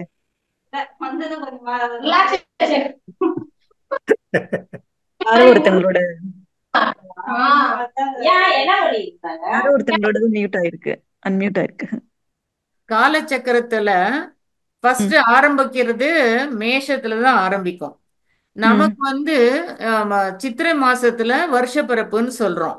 அப்போ ரொம்ப பிரைட்டா இருக்கிறதுனால இந்த சித்திரை மாசம் அது வருஷத்தோட முதல் மாசம்னு வச்சுக்கிறோம். அப்படி காலச்சக்கரத்துல ஃபர்ஸ்ட் மாசம் வந்து மேஷம், அடுத்த மாசம் மே மாசம் வைகாசி மாசம் ரிஷபத்துக்கு நகர்ந்துரும், அதுக்கு அடுத்த மாசம் மிதுனத்துக்கு நகர்ந்துரும். அப்படியே வர்றது 12 ராசி 12 மாசம்னு சொன்னாங்க. சரிம்மா, நன்றிம்மா. நன்றி ஐயா. நன்றி அம்மா, வாழ்க வளமுடன். நன்றி அம்மா, வாழ்க வளமுடன். சசிகலா அம்மா வந்து மீட் பண்ணும்போது மீட் பண்ணல, இப்ப மீட் பண்ணிட்டு பேசிட்டு இருக்காங்க. சசிகலாமா, நீங்க அன்மியூட் பண்ணிட்டு பேசலாமா? வாழ்க வளமுடன்மா. கேக்குதாங்கம்மா? கேக்குதுமா. பக்கத்துல அதிகமான சவுண்ட் இருக்கு. சவுண்ட் இல்லாத இடத்துல நீங்க கேள்வி கேட்கலாமா? கிளாஸ் நடந்துட்டு இருக்குங்கம்மா. வாழ்க வளமுடன்மா. எனக்கு வந்து அது இன்னைக்குதான் ஃபர்ஸ்ட் முறை கேள்வி கேக்குறேங்கம்மா. அதனால எனக்கு எப்படின்னு தெரியல. அதனால இன்னைக்கு நீ அன்மியூட் பண்ணி பேச தெரியல, அதான் தெரியல. இப்ப நான் முள்ள அது அப்படியே அதுக்குள்ள வர ஆரம்பிச்சிட்டேன். ஆமா, இப்போ எனக்கு வந்து நான் இன்னைக்குதான் முதல் முறையா துரியாதீதம் வரலும் தாங்கம்மா எங்களுக்கு சொல்லி கொடுத்துருக்காங்க. நாங்க இப்பதான் பயின்றுட்டு வர்றோம். இப்ப எனக்கு நானும் ஒரு 10 பேர்த்துக்கு சொல்லி கொடுத்துட்டு இருக்கேன். உடற்பயிற்சி எல்லாம் சொல்லி கொடுக்க சப்போர்ட் பண்ணிட்டு இருக்கேன் நம்ம ஸ்டாஃப்ங்களுக்கு. இப்ப என்னன்னாங்கம்மா, எனக்கு தவம் செய்யும் போது எனக்கு 2 பசங்கம்மா. ஒரு பையனுக்கு கல்யாணம் ஆகி 2 பொண்ணுங்க இருக்காங்க. இன்னொரு பையன் 30 வயசு ஆகுதுங்கம்மா. அவன் வந்து கவர்மெண்ட் எக்ஸாம் எழுதிட்டுங்கம்மா. அவனும் இந்த மாதிரி மனவளக்கலையில போய் அவனும் நிறைய படிச்சிருக்கான். அங்கெல்லாம் ஆலியார் வரலும் வந்திருக்கான். ஆனாங்கம்மா அந்த பையனுக்கு வந்து எந்த பழக்கமுமே இல்லைங்கம்மா. ஆனா நம்ம பக்கத்துல இருக்கிறவங்க அவனுக்கு ஒரு கல்யாணம் ஆயிடுச்சுன்ற மாதிரி ஒரு எதுவுமே நடக்காத ஒண்ணு நடக்கிற மாதிரி பேசிட்டாங்க. அது மனசுல ரொம்ப பாதிப்பா இருக்குதுங்கம்மா. நான் தியானம் பண்ணும்போது கூட அது வந்து ரொம்ப என்ன டிஸ்டர்ப் பண்ணுது. என்னால அந்த தவம் பண்ண முடியல. அது சொன்னவங்களை பார்த்தாலும் ஒரு மாதிரி அவங்கள நான் வாழ்த்து வச்சுட்டுதான் இருக்கேன். இருந்தாலுமே மனசு வந்து இப்போ எங்க வரன்னு பார்த்தாலும்மா அது வந்து அத ஒரு ஃபர்ஸ்ட் பாயிண்டா கொண்டு வராங்க. அந்த அளவுக்கு பரப்பிட்டாங்க. 2 வருஷம் ஆகுதான், எங்களுக்கு தெரியல. அது இப்பதான் ஒருத்தர் சொல்லிதான் எங்களுக்கு தெரியும். இப்போ ஒரு மாசத்துக்கு முன்னாடிதான் எங்களுக்கு தெரியும். 2 வருஷத்துக்கு முன்னாடியே அப்படி பேசினாங்க அப்படின்னு சொல்றாங்க. ஆனா அது கடவுளுக்கு தான் தெரியும். ஆனா எங்களுடைய மனசாட்சிப்படி பையனுக்கும் அந்த மாதிரி எந்த ஒரு இதுவும் இல்லைங்கம்மா. ஆனா அது மனசு ரொம்ப பாதிக்குது. அதுக்கு என்னங்கம்மா பண்ணலாம்? அது தியானத்துல நம்ம தவத்துல உட்கார்ந்தா கூட அதுதான் முன்ன வருதுங்கம்மா. ஒரு நல்ல காரியம் தானே நடந்திருக்கு. என்ன ஒரு நல்ல காரியம் நீங்க பண்ணி வைக்கல, அவன் கல்யாணம் பண்ணிக்கிட்டான், அவ்வளவுதான். இருங்க, அவனுக்கு அந்த மாதிரி ஒரு அமைப்பே இல்லைங்க ஐயா. அவன் அந்த மாதிரி ஒரு சூழலுக்கே போகலைங்க ஐயா. அவன் வந்து IAS எக்ஸாம் படிச்சிட்டு இருந்தாங்க ஐயா. கொரோனா பீரியட்ல கூட சென்னையில இருந்து வீட்டுக்கு வரலைங்க ஐயா. நாங்க இருக்கிறது கிராமம் ஐயா. அவன் அங்கேயே படிச்சிட்டு இருந்தான். கொரோனா பீரியட்ல கூட அங்கேயே சமைச்சு சாப்பிட்டுட்டு படிச்சிட்டு இருந்தான். அந்த மாதிரி டைம்ல உன் பையனை கேட்டியா? அண்ணன் வந்து கல்யாணம் பண்ணிட்டியாடா, எல்லாரும் இப்படி பேசிக்கிறாங்கன்னு கேட்டியா? கேளு. அதெல்லாம் இல்லைங்கம்மா, எல்லாம் கேட்டுட்டேங்கம்மா. அவங்ககிட்ட கேட்டு சரி சரி. அவனும் நானும் சேர்ந்து வருத்தப்படுறோம். அதாவது பையன் என்ன சொல்றான்னா, அம்மா அதாவது நான் படிக்கிறப்ப என்ன விரும்புறேன்னு வந்து சொன்ன பிள்ளைங்கள கூட அப்பா அம்மா எல்லாம் சொல்லுவாங்க, நீங்க படிக்கிறதுக்கு நம்மள நம்பி அனுப்பியிருக்காங்க, நாம படிக்கிறது ஐஏஎஸ் படிப்பு, கவனம் அதுல மட்டும் இருக்கணும், இந்த மாதிரி பிள்ளைங்க இருக்க கூடாதுன்னு நான் அட்வைஸ் பண்ணி வேற ஒரு பையனை லவ் பண்ற பிள்ளைக்கு கூட சண்டை போட்டு இந்த மாதிரி எல்லாம் இருக்காதீங்க படிங்கன்னு சொல்லுவனே வழிய, என் மனசுல அந்த மாதிரி வந்ததே இல்லம்மா. என்னைக்குமே என் மனசுல அந்த மாதிரி எண்ணமே ஓடுனது இல்ல. நாங்க ரொம்ப நல்லா ஃப்ரீயா பேசுவோங்கம்மா, தோழமையா பேசுவோம் பையனும் நானும். வீட்டுல எல்லாம் ரொம்ப ஃப்ரெண்ட்ஷிப்பா இருப்போங்கம்மா. இன்னைக்கு உங்களை பார்த்த உடனே எனக்கு அந்த ஆதங்கத்தை கேட்கணும்னு உங்களை பார்த்ததும் தோணுச்சுங்கம்மா. என்னால தவம் கூட பண்ண முடியலைங்கம்மா. இப்போ அப்படி எல்லாம் சீரியஸா எடுத்துக்கூடாது. தியானம் வராத அளவுக்கு சீரியஸா எடுத்துக்கூடாது. ஏன்னா ஓவரால் இந்த உலக வாழ்க்கையே ஒரு கனவு மாதிரி. கனவு என்னத்துக்கு அத்தனை சீரியஸா எடுத்துக்கணும்? நாம இப்ப கனவுல இருந்து எந்திரிக்கிற வழியை பார்க்கணும். அப்போ என்ன செய்யணும்? ஒருவேளை நம்ம அப்பா அம்மா தாத்தா பாட்டி யாரையோ கல்யாணம் ஆகாமலே ஆயிடுச்சுன்னு சொல்லிட்டாங்க போல் இருக்குது. அந்த பழிச்சொல் அன்னைக்கு இருந்து திரும்ப நமக்கு இன்னைக்கு அடிக்குது. அன்னைக்கு பால் எரிஞ்சாங்க, இன்னைக்கு நம்ம மேல படுது. ஏன்னா அவங்களோட வாழ்க்கையின் தொடர்ச்சி தான் நானு அப்படின்னு நினைச்சிட்டு லைட்டா எடுத்துட்டு போயிட்டே இருக்கணும். அவங்களுக்கு தெரியற மாதிரி கல்யாண இடத்துல பார்க்க வேண்டாம். நீங்க வேற மாதிரி ஐடியா பண்ணி பாருங்க, பண்ணி வைங்க. அது சீரியஸா எடுத்து இப்போ பாரு, அடுத்தவங்க வார்த்தைக்கு உன் மனசு மரியாதை கொடுத்தா உன் மைண்டு கண்ட்ரோல், மைண்டுங்கிற ரிமோட் கண்ட்ரோல அவங்க கையில கொடுத்துற மாதிரி. அப்புறம் அவங்க நல்லா உங்களை ஆட்டி வைப்பாங்க. இன்னைக்கு இதை சொல்லுவாங்க, நாளைக்கு இன்னொன்னு சொல்லுவாங்க. அப்ப இதுக்கெல்லாம் ஆளாக பசங்க இப்ப அப்படிதான் சொல்றாங்க. இன்னைக்கு இதை சொல்லுவாங்க, நாளைக்கு வந்து நல்லா இருக்க பையனை குடிச்சிட்டாமா ஏதாவது சொல்லுவாங்க. அதுக்கெல்லாம் விளக்கம் கொடுக்க முடியாதுங்கம்மா. நீங்க இன்னும் புரிஞ்சுக்க மாட்டேன்றீங்க அப்படிங்கிறாங்க. என்ன உங்களுக்கு மனவள மன்றம் எல்லாம் போன பையங்கம்மா, ரொம்ப பொறுமையான பையன், நல்ல பையங்கம்மா. இப்போ வந்து என்னன்னா, இது எங்களுக்கே 2 வருஷமா தெரியாம இருந்திருக்கு. எங்களுக்கு இவ்வளவு நாளும் தெரியல, அது மாதிரி பேச்சு நடந்ததே தெரியல. ஆனா எங்க ஜோசியம் பார்க்க போனாலுங்கம்மா ஒரு பொண்ணோட இது வந்து சாபம், பொண்ணாலா கெட்ட பேர் வரும் அப்படின்லாம் சொல்றாங்க. ஆனா நடக்காதே கெட்ட பேர் வந்துருச்சே, அது இது ஏன் இப்படி அப்படின்றது இல்லம்மா. இந்த பிறவியில நடக்கல. அதான் நான் சொன்ன மாதிரி பரம்பரையா யாரையோ பழி சொல்லிட்டாங்க. அதனால அவங்களுக்கு கல்யாணம் ஆகாம நின்னு போயிருந்திருக்கும். அது அப்ப அந்த பாவம் பதிஞ்சிருச்சு இல்லைங்களா அவங்களுக்குள்ளார. கதான் கருமையம் எப்படியெல்லாம் தூய்மை கெடுதுன்னு சொல்றாரு சுவாமிஜி. நேர்முகமாகவும் மறைமுகமாகவும் பிறர் வருந்த செய்தல் அதெல்லாம் களங்கப்படுத்தும். அப்படி அந்த களங்கம் வந்தது, அதை இன்னைக்கு வெளியில கொண்டு வந்து அனுபவிச்சு கழிக்கிறதுக்கு வந்திருக்கு. அப்போ அது ஜாதகத்துல பார்க்கும்போது அஸ்ட்ராலாஜிக்கலி தெரியுது, அவ்வளவுதான்.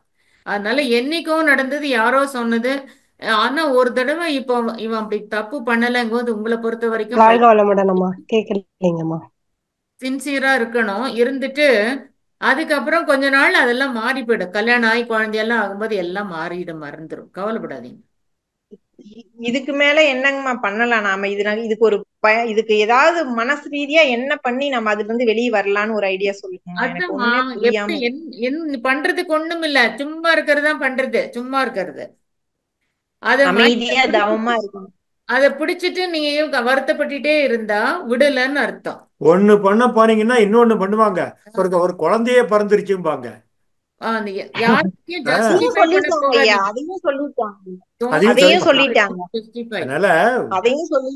அதையும் சொல்லுவாங்க. அதான் சொன்னேன், அடுத்தது இன்னொன்னு சொல்லுவாங்க. அதனால அதெல்லாம் ஒண்ணும் கண்டுக்காதீங்க. உங்களுக்கும் உங்க பையனுக்கும் 2 பேத்துக்குமே கிளியரா தெரியும் நடக்கலன்ட்டு. அப்புறம் அதுக்கு வேற மனசாட்சிப்படி இருக்க வேண்டியதுதான். அப்புறம் ஊர் வாயை மூட முடியாதுன்னு சொல்றாங்க இல்லைங்களா, கண்டுக்கூடாதுப்படுத்திட்டு சில சுவாமிஜி சொல்வாரு, சில பிரச்சனைகள் எல்லாம் அலட்சியப்படுத்தப்பட வேண்டியவை, பிறர் கமெண்ட் எல்லாம் அலட்சியப்படுத்தப்பட வேண்டியவை. நீங்க பாட்டுக்கு ஆனஸ்டா இருங்க. அந்த நல்ல குணத்துக்கு ஒரு நல்ல பொண்ணு வருவா, கல்யாணம் ஆகும், நல்லா இருப்பாங்க எல்லாரும். உங்களுடைய நீங்க சொல்ற மாதிரியே வாழ்க வளமுடன்மா, வாழட்டுங்கம்மா, நல்ல வாழ்க்கை அமையும் நம்புறேங்கம்மா. எனக்கு நல்ல தெளிவு கிடைச்சது. நன்றிங்கம்மா. வாழ்க வளமுடன். அடுத்த அன்பராக சுந்தரராஜன் ஐயா அவர்களை அன்போடு அழைக்கிறோம். அம்மா வாழ்க வளமுடன். வாழ்க வளமுடன். ஐயா வாழ்க வளமுடன் ஐயா.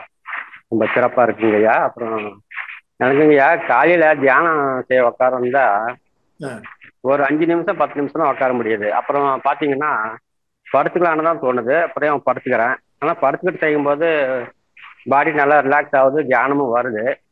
ஆனா இது வந்து ரொம்ப நாளா இப்படிதான் நடக்குது. இது மாத்திக்கணும்னு பாக்குறேன், முடியவே மாட்டேங்குது. என்னங்கய்யா பண்ணலாம்? உங்களுக்கு என்ன வயசுங்க? வயசு ஒரு வயசு தாங்கய்யா கம்மி, 60க்கு 59 59. 59 அப்படின்னா இந்த வயசுல எல்லாம் உட்கார்ந்து பண்ண முடியுமே உடம்பு? அப்ப நீங்க ஏதாவது பின்னாடி ஒரு சப்போர்ட் மாதிரி ஒண்ணு கொடுத்துட்டு உட்காருங்க. கொஞ்சம் சாஞ்சி உட்காந்துட்டு பண்ணுங்க, படுத்துட்டு பண்ண வேண்டாம். அதான் அந்த படுத்து செய்யறது சரியா தவறா கேட்கலான்னு சொல்லிதான். தவறுதான்ப்பா, தவறுதான். சரியா வராது. ஏன்னா தலைக்கு நிறைய பிளட் போகும்போது சரியா தியானம் பண்ண முடியாது. நிறைய எண்ணங்கள் அதிகமா வரும். பதிவுகள் என்ன இருக்கோ அதுக்கு தகுந்த மாதிரி ரிஃப்ளெக்ட் ஆயிட்டே இருக்கும், எண்ணங்கள் வந்துட்டே இருக்கும். அது தியானம், அப்புறம் தூக்கம் வந்துரும். ஏன்னா படுத்தன்னா தூங்கத்தான் பழக்கி இருக்கிறதுனால படுத்துட்டு பண்ணக்கூடாதுங்க. ஒரு தூண்ல சப்போர்ட் பண்ணிங்க, இல்லைன்னா செவுத்தோட சாஞ்சு உட்காந்து கொஞ்ச நாள் பண்ணுங்க. அப்புறம் கொஞ்சம் கொஞ்சமா அதையும் எடுத்துருங்க. 59 வயசு தான் ஆச்சு. இன்னொன்னு 10 நிமிஷம் தான் வருது, அப்புறம் தூக்கம் வருதுன்னா 10 நிமிஷம் தியானம் போதுன்னு எந்திரிச்சிருங்க. அப்புறம் ஒரு 2-3 மணி நேரம் கழிச்சு உட்காருங்க, திரும்ப உட்காருங்க. அப்ப 15 நிமிஷம் 11 நிமிஷம் ஆகும். 10 நிமிஷம் தான் வருதுன்னா அவ்வளவு போறோம். கொஞ்சம் கொஞ்சமா 11, 12, 15 அப்படி அதிகப்படுத்தும். தூக்கம் வந்தா எந்திரிச்சுக்கோங்க, வேண்டாம். சரிங்களா? நன்றிங்கம்மா. வாழ்க வளமுடன் அம்மா. அடுத்த அன்பராக சுஷீலா அம்மா அவர்களை அன்போடு அழைக்கிறோம். நன்றி அம்மா. சுஷீலாமா, நீங்க அட்மிட் பண்ணிட்டு வாழ்க வளமுடன் அம்மா. நன்றிங்கம்மா. ஐயா மீனாம்மா, வாழ்க வளமுடன்மா. வாழ்க வளமுடன். உங்க உங்க உங்க கிளாஸே ஃபுல் அண்ட் ஃபுல் கவுன்சிலிங் தாங்கம்மா. நிறைய, அதாவது நீங்க மத்தவங்களுக்கு சொல்ற பதில் எல்லாம் எங்களுக்கு அந்தந்த இடத்துல சூட் ஆகுதுங்கம்மா. நாங்க கேள்வி கேட்கலன்னு சொன்னாலும் எங்களுடைய நிறைய கேள்விகளுக்கு பதில் வந்துருந்தாலும் எப்ப நீங்க வருவீங்கன்னு நாங்க வெயிட் பண்ணிட்டு இருக்கோம். என்ன வாழ்க்கைய அந்த வாழ்ந்து பார்த்தாதான் தெரியும். சுவாமிஜி சொன்னபடி வாழ்ந்து பார்த்து பார்த்து 35 வருஷத்துல அப்படி வந்திருக்கிறோம். அதனால எல்லா மாதிரி சூழ்நிலையும் ஃபேஸ் பண்ணிருக்கோம் இல்லையா? அதனால நமக்கு சொல்ல முடியுது. ரொம்ப ரொம்ப யூஸ்ஃபுல்லா இருக்கு நீங்க எங்களுக்கு சொல்றது.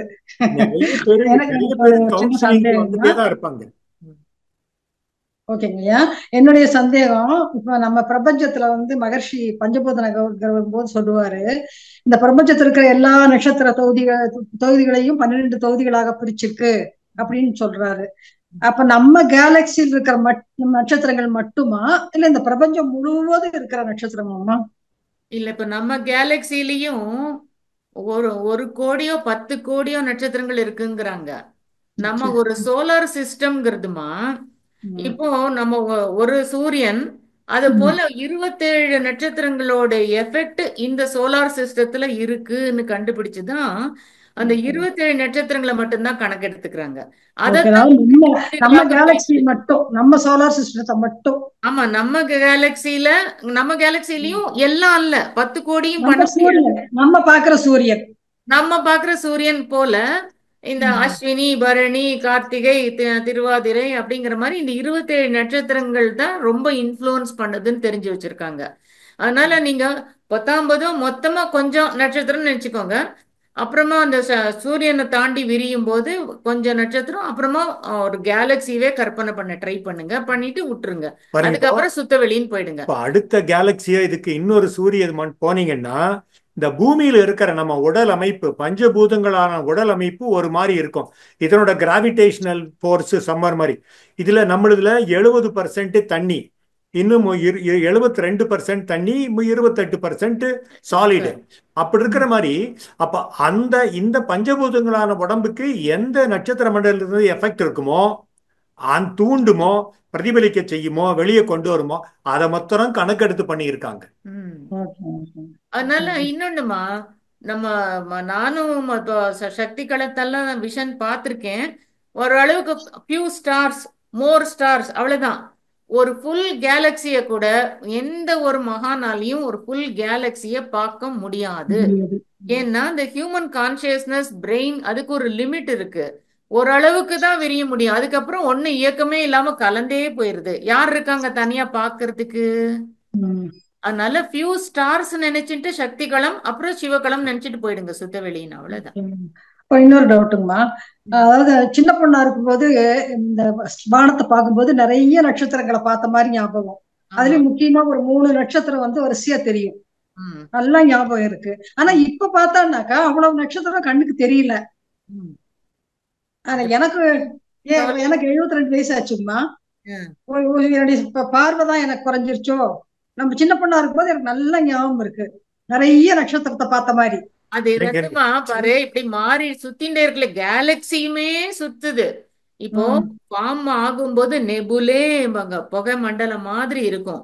சூழ்ந்தெழுத்து மாற்றலால கண்டினியூஸ் சரௌண்டிங் ப்ரெஷர் ஃபோர்ஸ்னால ஒரு ஸ்பைரல் கேலக்சி மாதிரி வரும். இப்போ நம்மளோடது ஸ்பைரல் கேலக்சி. இன்னும் இதுவும் ரொம்ப காலத்து ஆகும்போது கண்டினியூஸா சூழ்ந்தெழுத்ததுனால எலிப்டிக்கல் கேலக்சி ஆயிடும்.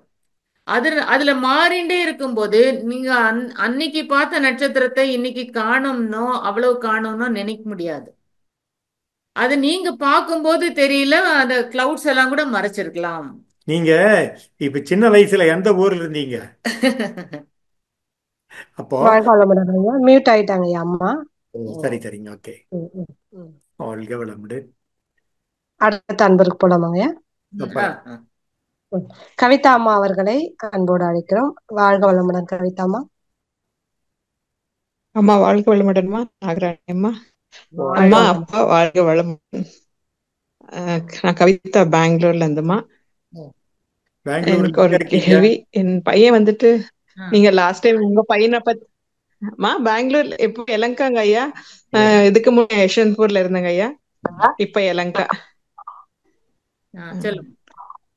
ஐயா. லாஸ்ட் டைம் நீங்க சொன்னீங்க அம்மா உங்க பையனுக்கு வாழ்த்துனீங்க, ஃப்ரெண்ட்ஸ் சர்க்கிள் கொஞ்சம் தூரம் ஆச்சுன்னு. அதே போலதான் வாழ்த்துனேன். பையனோட சர்க்கிள்ஸ் எல்லாம் தூரம் ஆயிருக்கு, நன்றிங்க அம்மா.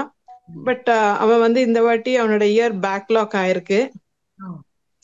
அவன் வந்துட்டு ரொம்ப வருத்தப்படுறான்.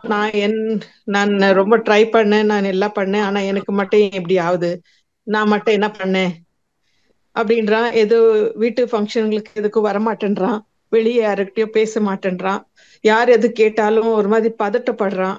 என்ன படிச்சு அவனுக்கு இப்ப பி தேர்ட் இயர் இப்ப பேக்லாக் ஆயிருக்கு. என்ன இருக்குங்கறாங்க? அவனுக்கு பி இன்ஜினியரிங்ங்களா? Engineering third year. ஆமாங்க ஐயா, ஆமாங்க ஐயா. படிச்சே முடிக்கலையேம்மா, அதுக்குள்ள என்னத்துக்கு அவ்வளவு எல்லாம் யோசிக்கிறது, காம்ப்ளெக்ஸ் என்னத்துக்கு?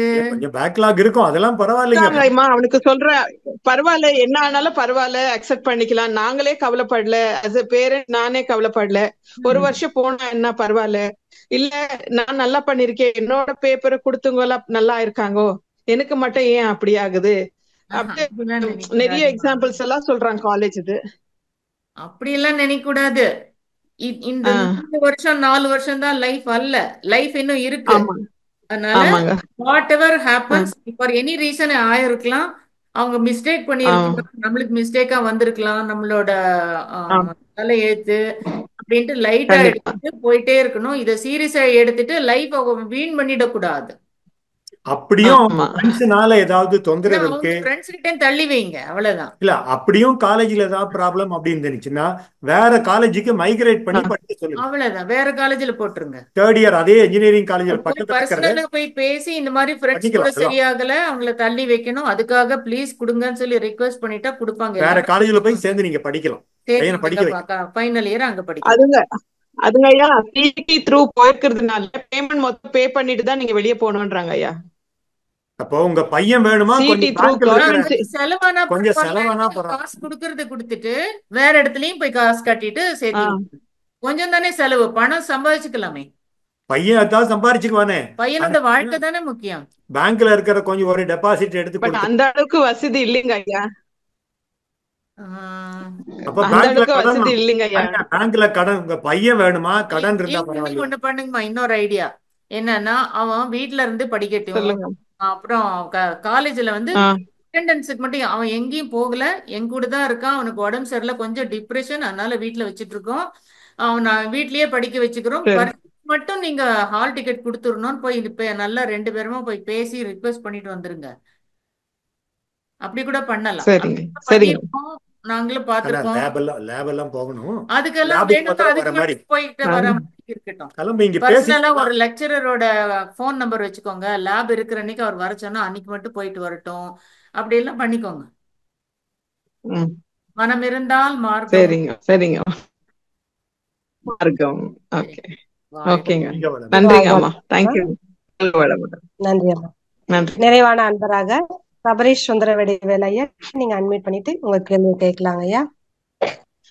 அம்மா வணக்கம் அம்மா. வணக்கம். வாழ்க வளமுடன். வாழ்க வளமுடன் ஐயா. அம்மா ரொம்ப சிறப்பா இருந்ததும்மா உங்க உரை. அம்மா எனக்கு ஒரே ஒரு கேள்வி வந்து, நான் ஆக்சுவலி பெங்களூர் நான் விசிட் பண்ணும்போது கூட நான் எங்க அம்மாவோட இந்த இன்னும் நிறைய கோர்ட்டுக்கெல்லாம் போனோம். ஃபேமிலி கோர்ட் தான் ரொம்ப அதிகம் அங்க. உங்களுக்கு வந்து அவ்வளோ, அதாவது நான் ரொம்ப சர்ப்ரைஸ் ஆனதுன்னா அவ்வளோ கேசஸ் இருக்கு பெண்டிங். கவுன்சிலிங் செஷன்ல அவ்வளோ கேசஸ் இருக்கு. இப்போ ரீசெண்டா கூட அந்த நிறைய பேர் இப்போ கல்யாணம் ஆயிட்டு அவங்க குழந்தைலாம் இருந்தா கூட அவங்க அந்த டைவர்ஸ் பண்ணிடுறாங்க. பட் ஆனா இந்த மாதிரி ஆலிமோனில ரொம்ப டார்ச்சர் பண்ணி அவங்க ஒரு டெக் கூட இறந்துட்டாருல, ஐடில ஒர்க் பண்றேன். இப்போ அந்த மாதிரி எல்லாம் இருக்கும்போது இதுக்கு என்னமா தீர்வு? இந்த மாதிரி அவங்க சிஸ்டத்தை ரொம்ப ஒரு மாதிரி அவங்க அட்வான்டேஜா யூஸ் பண்ணிக்கிறாங்கல்ல, அதை பத்தி நீங்க ஒண்ணும் இல்ல சுந்தரடி, ஒண்ணு செய்யுங்க. நீங்க என்ன பாப்புலேஷன் இந்தியால 140 கோடி. இதுல எவ்வளவு பர்சன்டேஜ் அந்த காலத்திலயும் இருந்தது, அந்த காலத்துல மீடியால தெரியல. இப்போ மீடியா இருக்கு, தெரியுது, அவ்வளவுதான். நீங்க ஒரு டெக்கி செத்து போனா எத்தனை டெக்கி இருக்காங்க? இல்ல சார், போனதுக்கு ரொம்ப பெருசா எடுத்துக்க வேண்டியதுல அவனுக்கு வேற ஏதாவது ப்ராப்ளமும் இருந்திருக்கலாம். அவனுக்கு மைண்ட் வீக்கு, அதனால அவன் ஹீ கமிட்டட் சூசைட். அதெல்லாம் பெருசுபடுத்தக்கூடாது. அதனால நிறைய பேர் சாகுற மாதிரி நினைக்க வேண்டாம். நாங்க இப்ப என்ன பாக்குறோம்னா, நிறைய பேர் இந்த மாதிரி டிவோர்ஸ் தான், நோ செப்பரேஷன் நாங்க தெரிஞ்சவங்களே எத்தனையோ ஃபேமிலி, சொந்தக்காரங்க, மன்றத்துக்கு வந்தவங்க எல்லாம். ஆனா கொஞ்ச நாள் அப்படி தனியா இருக்காங்க. அப்புறமா அந்த கவுன்சிலிங்னு ஃபேமிலி கோர்ட்டுக்கு போகும்போது அப்ப ரெண்டுகளுக்கும் திங்க் பண்ணுதுங்க, ஐயோ இந்த அம்மா பேச்சை கேட்டுட்டு நல்லா இருக்கிற பொண்ணு இப்படி போய் வாழ்க்கை எழுந்துட்டேன்னு. அப்ப ரெண்டு சேர்ந்து வாழ ஆரம்பிக்குதுங்க திரும்பவும். அந்த மாதிரிலாம் நிறைய பாக்குறோம். சேர்ந்துக்கிறவங்களும் நிறைய பேர் இருக்காங்கப்பா. நீ நம்ம கஷ்டப்படுறாங்கன்னு அதுக்கு மட்டும் டியூன் பண்ணினா யாரெல்லாம் செத்தான்னு தான் உனக்கு நியூஸ் வரும். ஆனா எத்தனை பேர் நல்லா இருக்காங்க அப்படின்னு கேட்டுப்பாரு. யாரெல்லாம் சேர்ந்து இருந்தாங்களோ அந்த நியூஸ் வரும். Everything is available. What do you want? Where do you focus your mind? Family கோர்ட்ல இன்னொன்னு ஏன் அவ்வளவு தூரம் நிறைய கேசஸ் பெண்டிங்கா இருக்குன்னு பாத்தீங்க, தேர் அனேபிள் டு டிசைட். உங்க எண்ணப்படிதான் அங்க நடக்கும். ஒரே அக்ராஸ் த டேபிள் வீட்டு ஃபேமிலி 2 பேர் உட்காந்து முடியலன்னா முடிச்சுக்கிறாங்க. அது கேஸ் அப்பவே முடிஞ்சிடும். ஆனா இவங்களுக்குள்ள போலாமா வேண்டாமா, டைவர்ஸ் பண்ணிக்கலாமா வேண்டாமான்னு இங்கேயே இன்னும் டிசிஷன் வராதப்ப அங்க ஜட்ஜ் எப்படி பண்ணுவாரு? இயற்கை என்ன பண்ணுது, எல்லாத்தையும் காலம் தாழ்த்தி அவங்கவுங்கள சிந்திக்க வச்சு, கஷ்டப்பட வச்சு, அப்பப்போ ஒரு பாசிட்டிவ் ஐடியாவை கொடுத்து நைஸா சேர்த்து வைக்குது. சரி, இங்க இல்லைனாலும் அடுத்ததாவது மேரேஜ் பண்ணி நீ ஒழுங்காருன்னு ஒரு பாடம் கற்பிக்குது, அவ்வளவுதான். வாழ்க வளமுடன். ரொம்ப சிறப்புங்க ஐயா. ரொம்ப பாசிட்டிவான பதில்கள் கேள்விகளுக்கு, அனைத்து கேள்விகளுக்குமே. இன்னும் கேள்வி எதுவும் இல்லைங்க ஐயா. நேரம் கருதி நம்ம நிறைவு செஞ்சுக்கலாமா? ஒரு மணி ஆச்சுமா. ஓகே, வாழ்க வளமுடன். நம் கடமை அறவா